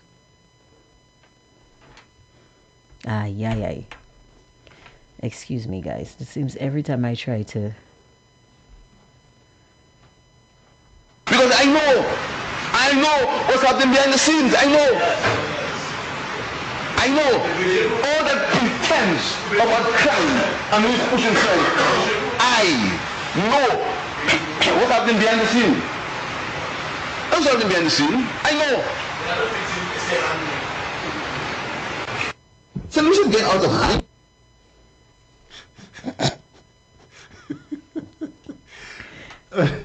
Angie, play that clip again. So the show is getting out of hand, Foster. Play that clip and people listen to. I like to say that because it reminds me of This Is Mutai Williams. Listen well to what the Prime Minister is saying. Play the clip again. I don't know what's wrong with it, but every time I play it, it doesn't want to play. It keeps loading, but I'll try. Here we go. Deal with me. Because I know what's happening behind the scenes. I know all that pretense about crime and who's pushing crime. I know what's happening behind the scene. What's happening behind the scene? I know. So we should get out of hand. So Foster, The Prime Minister. now said you know Tuesday. who knows. And listen to the background sound in Parliament. Uh-huh. Listen to who's speaking when the Prime Minister is making his Pronouncements. you know. There are persons that you can hear two distinct voices. Did the Prime Minister say we may have to deal with him?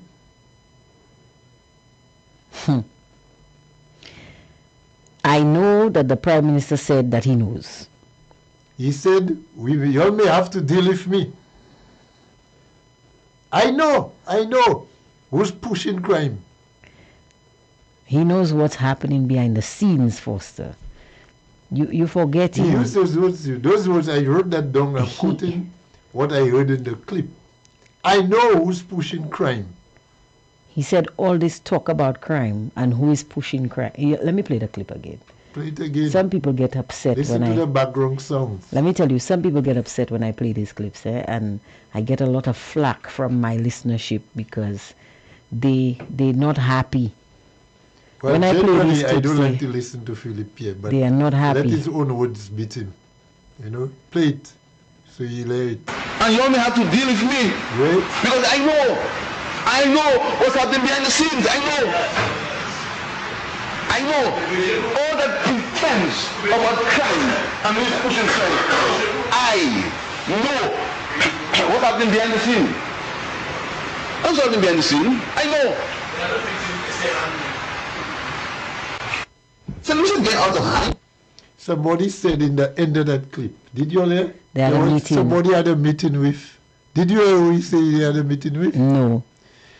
Listeners, if you're at home, so you're probably hearing it better than me, although I have a headphone in my ears. But listen to the voices of the people who are speaking in the background of the Prime Minister. And listen to what they're saying. So when you hear the Prime Minister say, you all will have to deal with me. And I know who's pushing crime. I know you know who's pushing the crime, Mr. Prime Minister. But what are you doing about it? What have you done to change Marcia, to make Marcia safer between April 11th, Saturday, April 11th, 2026, 8:50 p.m. and Monday, the 12th of May, 2026. 1 month apart. You know what happened during that We time? have had 4 killings You know what happened during in that time? 1 month in Marshall. I want to raise my But hand. you know who's doing the killing, you know? I know what they did. They had jazz. But that's what they had. They had jazz. Well, we will have to deal with you. You say you will have to deal with me. With you. I am dealing with you. I want your resignation, Minister of National Security. You and the Commissioner of Police don't come to work tomorrow. You're all fired. Foster, there's a difference between resignation and fire, you know. Well, Does the if he public does not resign, I'm firing him. does the public I'm have giving him a choice. does the public is there a citizens firing clause in the Constitution where citizens can fire the Commissioner of Police? You know, I like the American system where all of these jobs, sheriff, Commissioner of Police, Attorney General, Those guys will be these fired. are elected positions, Yes. you know. And these people would have been out on the tushies. Angie, you know what I'm tired of in this country? Tell me. I am pretty close to in the vicinity of the gunshots. Mm-hmm. And I predicted that today, Monday, once you see 8 a.m. comes, everybody wants a piece of paper with an update of what happened the weekend. You couldn't get one of them on Saturday night, on Sunday, and before 8 a.m. on Monday. All phones are off. And don't ask me how I know that, Angie. That's how it is. You just know. That's how it is. The operations in the country are, when you see there is an activity, everybody goes to sleep. And the people is left unprotected. To fend for themselves. Until Monday morning, everybody wants to know what happened. I telling you, in the real world, the Prime Minister, National Security Commissioner, and the top brass of the force responsible for crime would have been fired. Those guys would not be in office today. Change them. Let's go on the Facebook platform and see if the people agree with you. Somebody saying, caller, when we speak up against crime, let them say that we are politicizing crime all they want. We simply have to respond to them by saying, put it in your pipe and smoke it. Another person says that's what usually happens, Foster. After a shooting, the streets of Masha stay empty for a while. Somebody says that snake happened in Masha. Okay. Another person says the objective purpose of the Crime Prevention Ministry is to act as a smoke screen attaching a portfolio to the minister, just as the new rep for Micoud South being assigned a ministry is a flashing mirror. But she wasn't assigned a ministry, was she? She was just placed in the Prime Minister's office as a senator. But I don't know what she's doing there. I don't know if she's sharpening pencils. Portfolio. I don't know if she's sharpening pencils, if she's erasing mistakes when he make up or using T-Pex. What exactly is she doing? Because I see her both in the Senate, because she is a senator, and junior minister in the Prime Minister's office. But what is she doing in the Prime Minister's office? Is she shining his shoes? Is she making coffee? What is she doing? Sharpening pencils? You said it's pencil she's sharpening. I think it's pencil she's sharpening. I think you know what you're saying. Somebody says, well said, caller. Fair days work for a fair day's pay. No, but I want to know what she's doing. What is she doing in the Prime Minister's office? What is she doing there? Somebody says, Ian, to help the rep from Micoud to get a good salary and a name so the people of Micoud to be happy. This is why now it have to take the government, and I mean the people, to tell these guys, get out of their offices. Somebody says, these people are their own boss. You will never see that resignation. These devils love power too much. Another person says, Angie, and I think it's because I was playing the clip. People always get mad at me, Foster. You see, you made a reference to the clip. I go and look for the clip and I play it, and now everybody's upset with me. Don't be upset. Somebody says, Angie, please, please, please. You see, they're mad at me when I play clips like that. Somebody says, there is too much political interference in the force. And I agree. Somebody said, and he said he knows all those doing the crime. Guys, I had to play the clip because I have to say, because when you just say Foster said that and you don't play the clip of Foster saying it, Foster can take you to court. I don't want to go to court.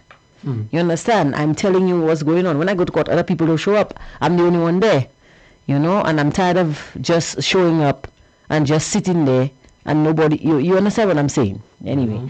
Somebody says, and he knows very well what's happening behind the scenes. That's what the man said. Y'all thought he didn't know, but he knows.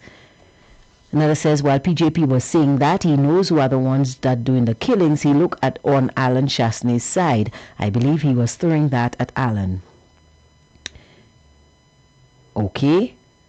Could be because he was looking. You realize that, right? Yeah. Yeah. He was saying it as if he was throwing words for somebody, talking about his, he knows. And his backup vocals was saying certain things too. Yeah. Where he getting all of them though? I mean, I went to jazz yesterday and the Prime Minister had more background vocals than Monica and Brandy. Where he getting anyway? His choir. Somebody says, oh boy, I'm shaking my head. Another says, Angie, you didn't start the clip from the beginning. Somebody says, I could hear the voice of our local mongrels.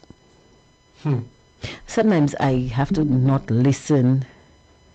Somebody says, Angie, she's checking the PM's blood pressure and sugar, temperature, etc. because she's a doctor in the Prime Minister's office. Hot Simmons out, play movie, Could be. Somebody says he knows nothing. PJP, just like Ruru. Another one says, I'm hearing Richard's voice very loud and clear. Somebody saying, so why the commissioner did not call him in? AA, PJP, what are you saying and doing for St. Lucia and St. Lucians? Another one says, I hope the special prosecutor heard it loud and clear that the Prime Minister knows who is doing the killing. Okay, I hope he heard too. Somebody says, good evening, my dear sister Angie and brother Chico, watching and listening from the UK. Chico, you're so right in what you're saying. I agree with you 100%. The Minister of National Security and the Minister of Crime Prevention need to go. There is no way the UK Prime Minister would speak like this in the House of Commons and get away with it. No way. And that's true, because I remember during the COVID-19 pandemic, one UK Prime Minister, I think his name was Boris Johnson, this man had a garden party, at his own home. Oh, yeah. And was asked to resign. And the people demanded that he Yes! But the man had his own party at his own home. In St. Lucia, you would not even talk about that. Yeah. The Prime Minister had a party. You know what we would be more interested in? Why we didn't get an invitation. Yeah. Sad. Somebody says he knows he's protecting his party and his cabals. Another one says, we need countryman as police commissioner. Somebody says, maybe she is a water girl. Another one says, sharpening pencils. Somebody says, Angie, come on. You should know what she's doing in the office. You know what? I'm not reading anything from this individual ever again, because this person wants to get me in trouble. So I have to pull my brakes on that comment. Oh my goodness. Well, on the WhatsApp platform, they say she is giving him a checkup, checking his temperature, his blood pressure, and his blood sugar. Well, at least we know that the Prime Minister is healthy. Guys, listen. You may not like it. You may not want to believe it.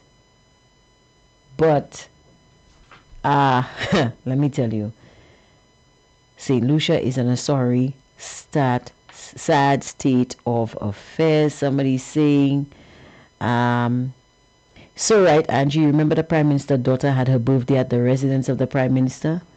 Oh yes, that's true. That is true. And I didn't get an invitation, That burned me. You saw the type of dancing that was going on. I wasn't there, so I don't know.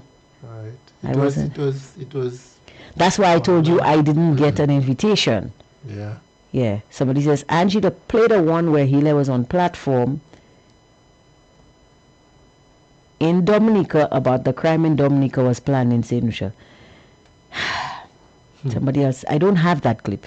I have a lot of clips, but I don't have that one. Somebody says Boris had to ask the country to forgive him.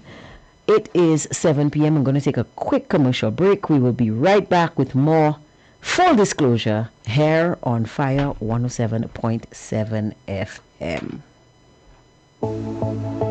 You already know the power of Licks products on your clothes and household. You licked your whites and colored clothes, leaving them fresh and scented. You licked your dishes and left your hands protected with vitamin E. You licked your floors, even licked your toilet. Now we expand and bring you 3 new scents in our fabric softener: Balmy Sunshine, Summer Sunshine, and Thousand Flowers. And licks those stains off of colored clothes with Licks Cutter Safe Bleach.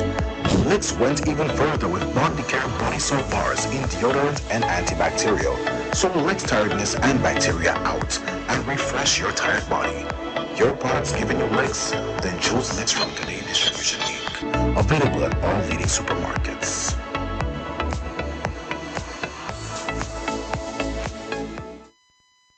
All right, you're back here on Fire 107.7 FM. We're listening to Full Disclosure with me, Angie, and Mr. or should I say Senator Foster Chico, because today he dressed as if, let me tell you, he going straight to the House of Parliament. But I will have you know, Alison Joy is waiting for you. Alison Joy?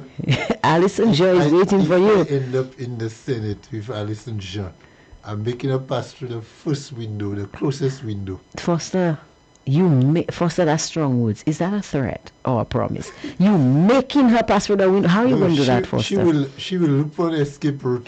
Oh! Yeah, she will run. When the hit comes on her. No, let me tell you. Dominic Fede and them not playing. Dominic Fede, Tommy Descat.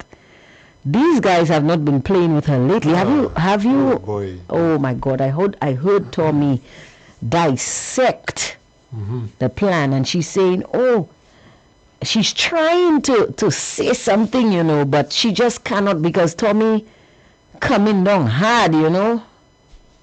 He coming in hot, according to my theme song." Yeah. And I was very impressed. I'm very impressed with our showing. With the showing of the opposition in the Senate. These guys know their stuff. These guys didn't come here to play around. They came here to work, you know. Yeah. So, Angie, I want to say that... Hold on. Let's just read this last comment. Somebody says, Foster, as far as resignation goes, the Prime Minister for Micoud North, the Deputy PM, and one for Castries, and the COP has to get, as well as Ronald Phillip, because he's too close to being in charge of our police force. That one I second. Oh my goodness, let me tell you. My people here on Hard Talk, here on Fire FM, they're easy. Guys, I have something for you. Just give me a minute, Foster. I'll tell you something. You see all what's happening in Dominica? That's well planned. And it was planned in St. Lucia. It was planned in St. Lucia to happen in Dominica.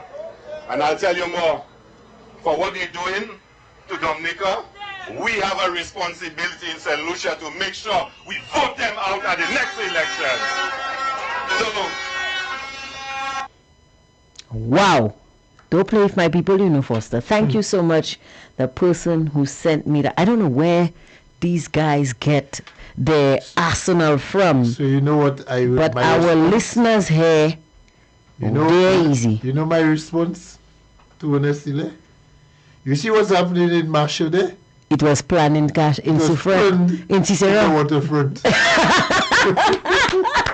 What did Tommy say? Tommy said Tommy said the 5th floor of the Graham Louisi building. That's where the escalated crime area is. Believe those guys? And those guys have any kind of credibility? Well, the people of St. Lucia have placed their trust in those fellas. Huh? Foster, I will have you know, these guys believe that they are the best thing since sliced bread.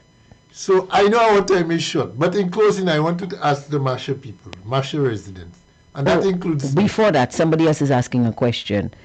The person said, by the way, Angie, have the guys on the blocks got the Netflix? Maybe today they would stay home. Less crime would be out on the streets of St. Lucia. That's how they play the minds of the fools. Well, I did ask our previous caller, who is a native Masherian. Yes. I don't know. They have all kind of names because I heard the minister say Micoudians, which I've never heard of before. So I feel if he can generate words or manufacture words, if he can manufacture nationality, I can manufacture nationality too, right? But I won't say where I'm from, because how is it going to sound if I say I'm a monkey tongue here?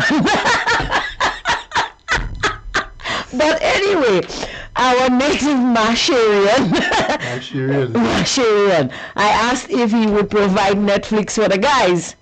So, I mean, the same minister that was talking about Dominica, he said that the guys on the block need Netflix to stay home and internet. Yes. So Foster, since you are a native Rockollian, I don't know if that's a word, huh? Yeah, Rockollian.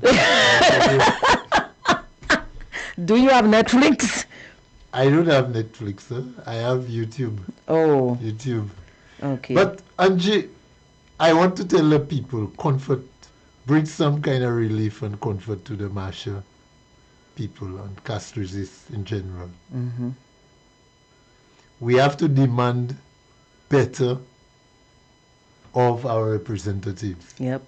And I'm talking about the person we elect as our MP and the police who are charged with securing our community.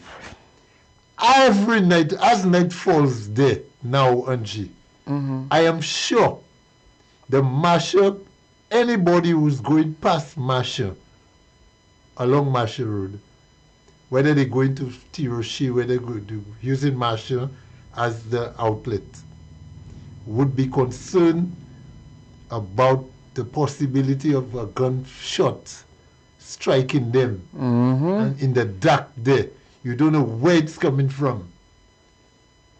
I told somebody today at the funeral, a police officer, and he understood what I'm saying. If I was in a position to collect the shells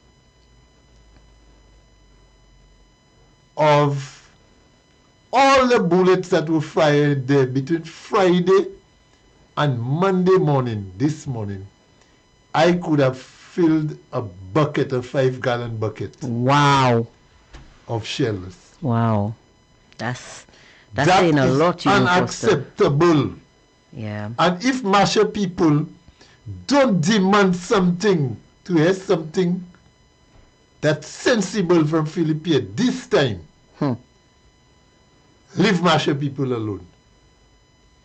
I telling you that. I don't live directly in Masha. I am going to and I told you earlier, Angie, I am going to avoid, it was my plan to avoid Masha Road as much as I can this week for my own sake and security. Yeah, yeah. If the Masha residents want to take what is going on there, want it to continue, Yokai Puyansa. There have been no changes, no increased police patrols, no effort to install any cameras, and we know there are cameras to be installed. We know they are already there. We know this government met the cameras there, just like they met the parking meters in Central Castries that they mounted. And for 2 years, how many years? Almost 5 years those things are mounted and they can't work yet. You see, those are people who don't know the value of things. They don't know how important things you have to put things in order for it to serve you and to serve the public. They just install them and they're not working. I think the minister said something to the effect of there were 2 contracts given for people, for certain individuals to teach. One, I think for the people to be taught how to operate the meters and on how to install them or something of the sort. The minister knows nothing about those parking meters. And those contracts, it was too expensive, and one explanation, and they stuck with, I don't know, he gave an explanation. It was a very Simegwen explanation, and sometimes it irks me to just repeat what these people say, because I feel like when I repeat the foolishness they say, I lose brain cells. But it was a very Simegwen type of explanation. You know why the minister think he can say that and it can sell? Because the minister has no idea where those machines came from. It wasn't his project. He found it there. So why did you install it? And the people in 5 years, the people to operate it cannot be trained? Well, because it was, I don't know, Mahav. Let me tell you, tell the minister the next time he open his mouth and talk about those parking meters, tell him keep his mouth shut. Foster, it's been 5 years. Nobody has asked him the question. I doubt anybody will. Exactly. But I'm going back in closing Masha residence and Castries East. Masha was said to be The capital of Castries, Castries. yeah. That was probably in the 80s. That's not only the 70s. Masha today is, and I want to quote one of my colleagues, retired officers, Masha is one of the most dangerous communities in the north of the island presently. Wow. And I say that, and we have shown the evidence of that. We don't have the necessary resources to police Masha. The commissioner of police is not designating enough attention to the situation at Masha. If we don't do something today, tonight, this evening, to the next weekend, we will have a lot more to talk about the current situation. That should not be tolerated. And I want to end by saying, I am hoping that the Minister of National Security will take me serious and he will write his resignation. Foster, are And you, ask the are you talking Commissioner about of the Police. same Minister of National Security that I know? The Because same one. when you ask him a question, he starts to laugh first and ask questions later. Yeah, him. Okay. I want his resignation, but I want it stapled to the resignation of the Commissioner of Police. What about the special prosecutor? You feel he should go too? No, we have to leave him there because we'll give him work. The people who hired him gave him a job, but they never intended him to work. We are going to give him to work them. We are going to give him, the prosecutor, to work his employers Wow. because they knew they had nothing to investigate. Yeah. We have a DPP. You know what? And we mentioned the impacts report. You know what the then Minister of National Security said when they asked him why didn't he submit the impacts report to the DPP? What did he say? You know what he said? Mr. Lacobinier. What was his first name? Philippe Lacobinier. Mr. Lacobinier said he would not trust the DPP with the impacts report. Can you believe that? Wow. Wow, wow, wow. Can you believe that? But isn't it the job So of the who- DPP to prosecute that? Exactly. So I can tell Mr. Lacobinier, I am trusting the then DPP a million times more than I'm trusting him. La Corbinier, was this man a lawyer or something? He says he's a lawyer. Oh, that's what he said. Okay. What if he said that, Foster? So you cannot, the impacts report was supposed to be handed to the DPP.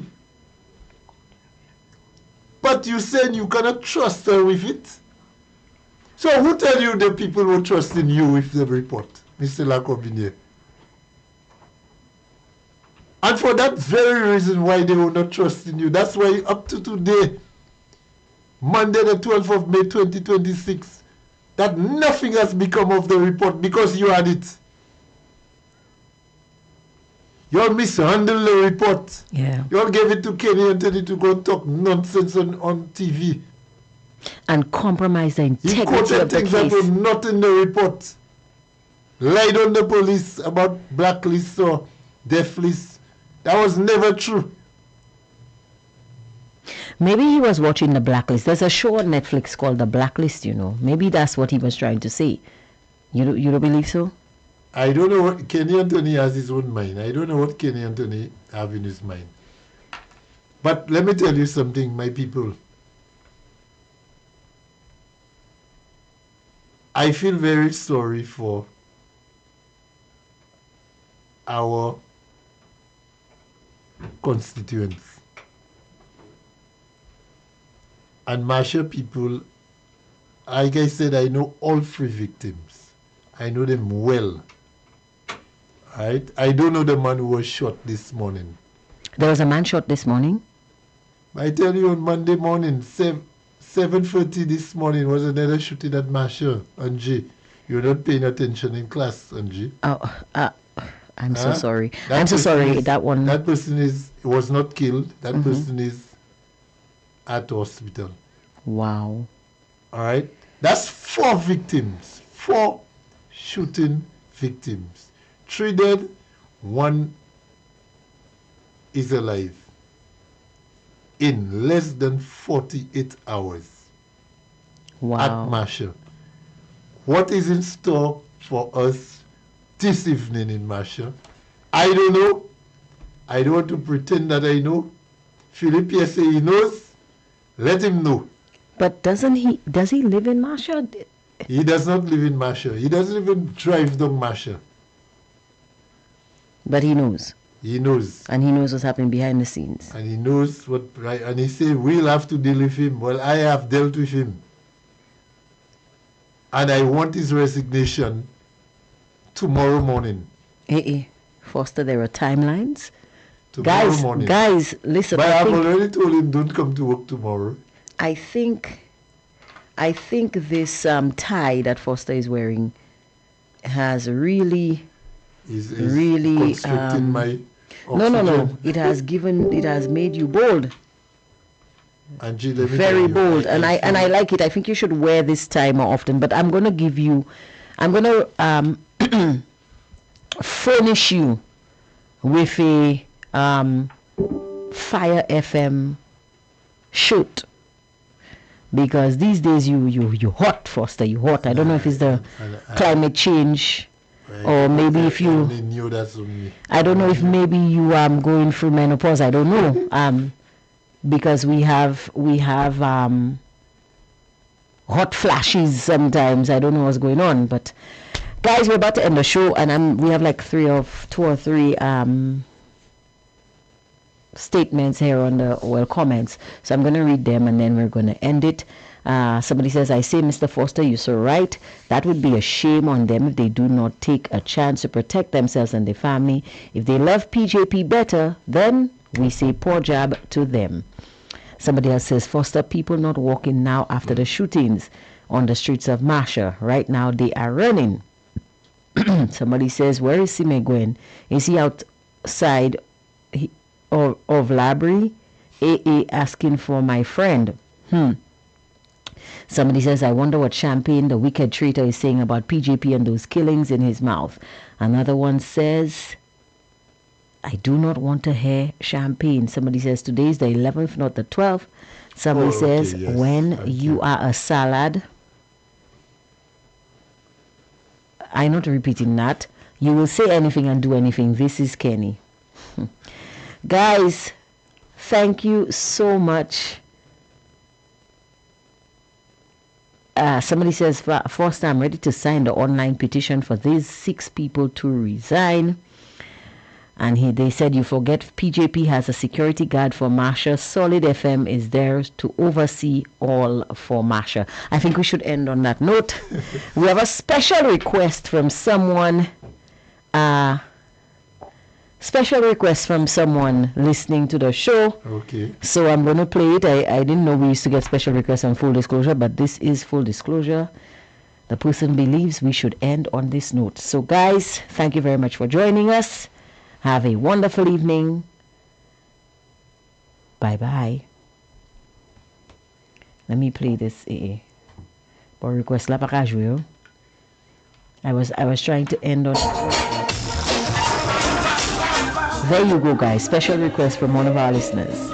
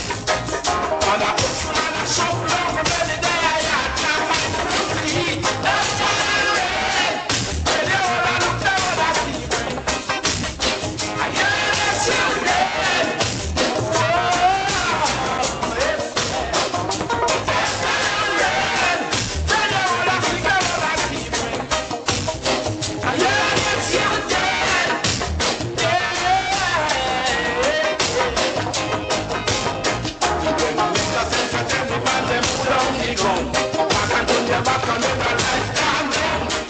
All the time we should have some fun. If that's the job of the man soon come. The man them make your body tricks.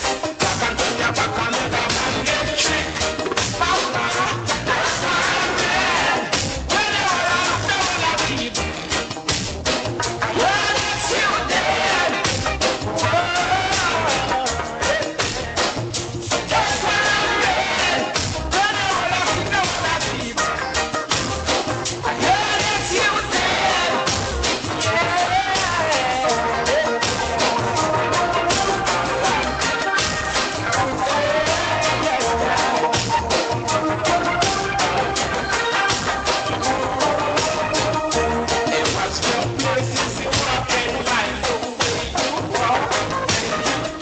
What's out in the vampire?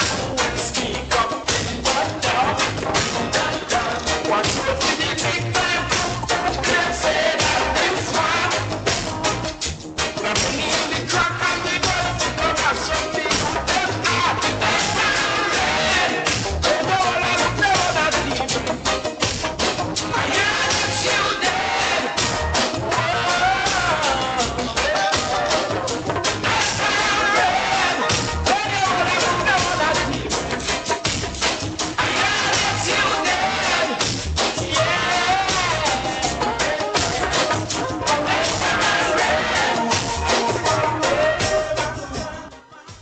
Guys, thank you so much for joining Foster and myself tonight, Monday, May 11th, 2026, for Full Disclosure. Thank you to all our listeners, all our contributors, and thank you for giving us an opportunity to discuss in a safe and very well-regulated environment the issues that matter. And those of you who are being naughty on the live, I saw y'all, I warning y'all, straighten up and fly right, because you're saying some things. Let me tell you, these people, I think it's because Foster is wearing that tie, you know. But anyway, Foster, over to you. Okay, thank you. Bye-bye. Bye, guys. Bye-bye.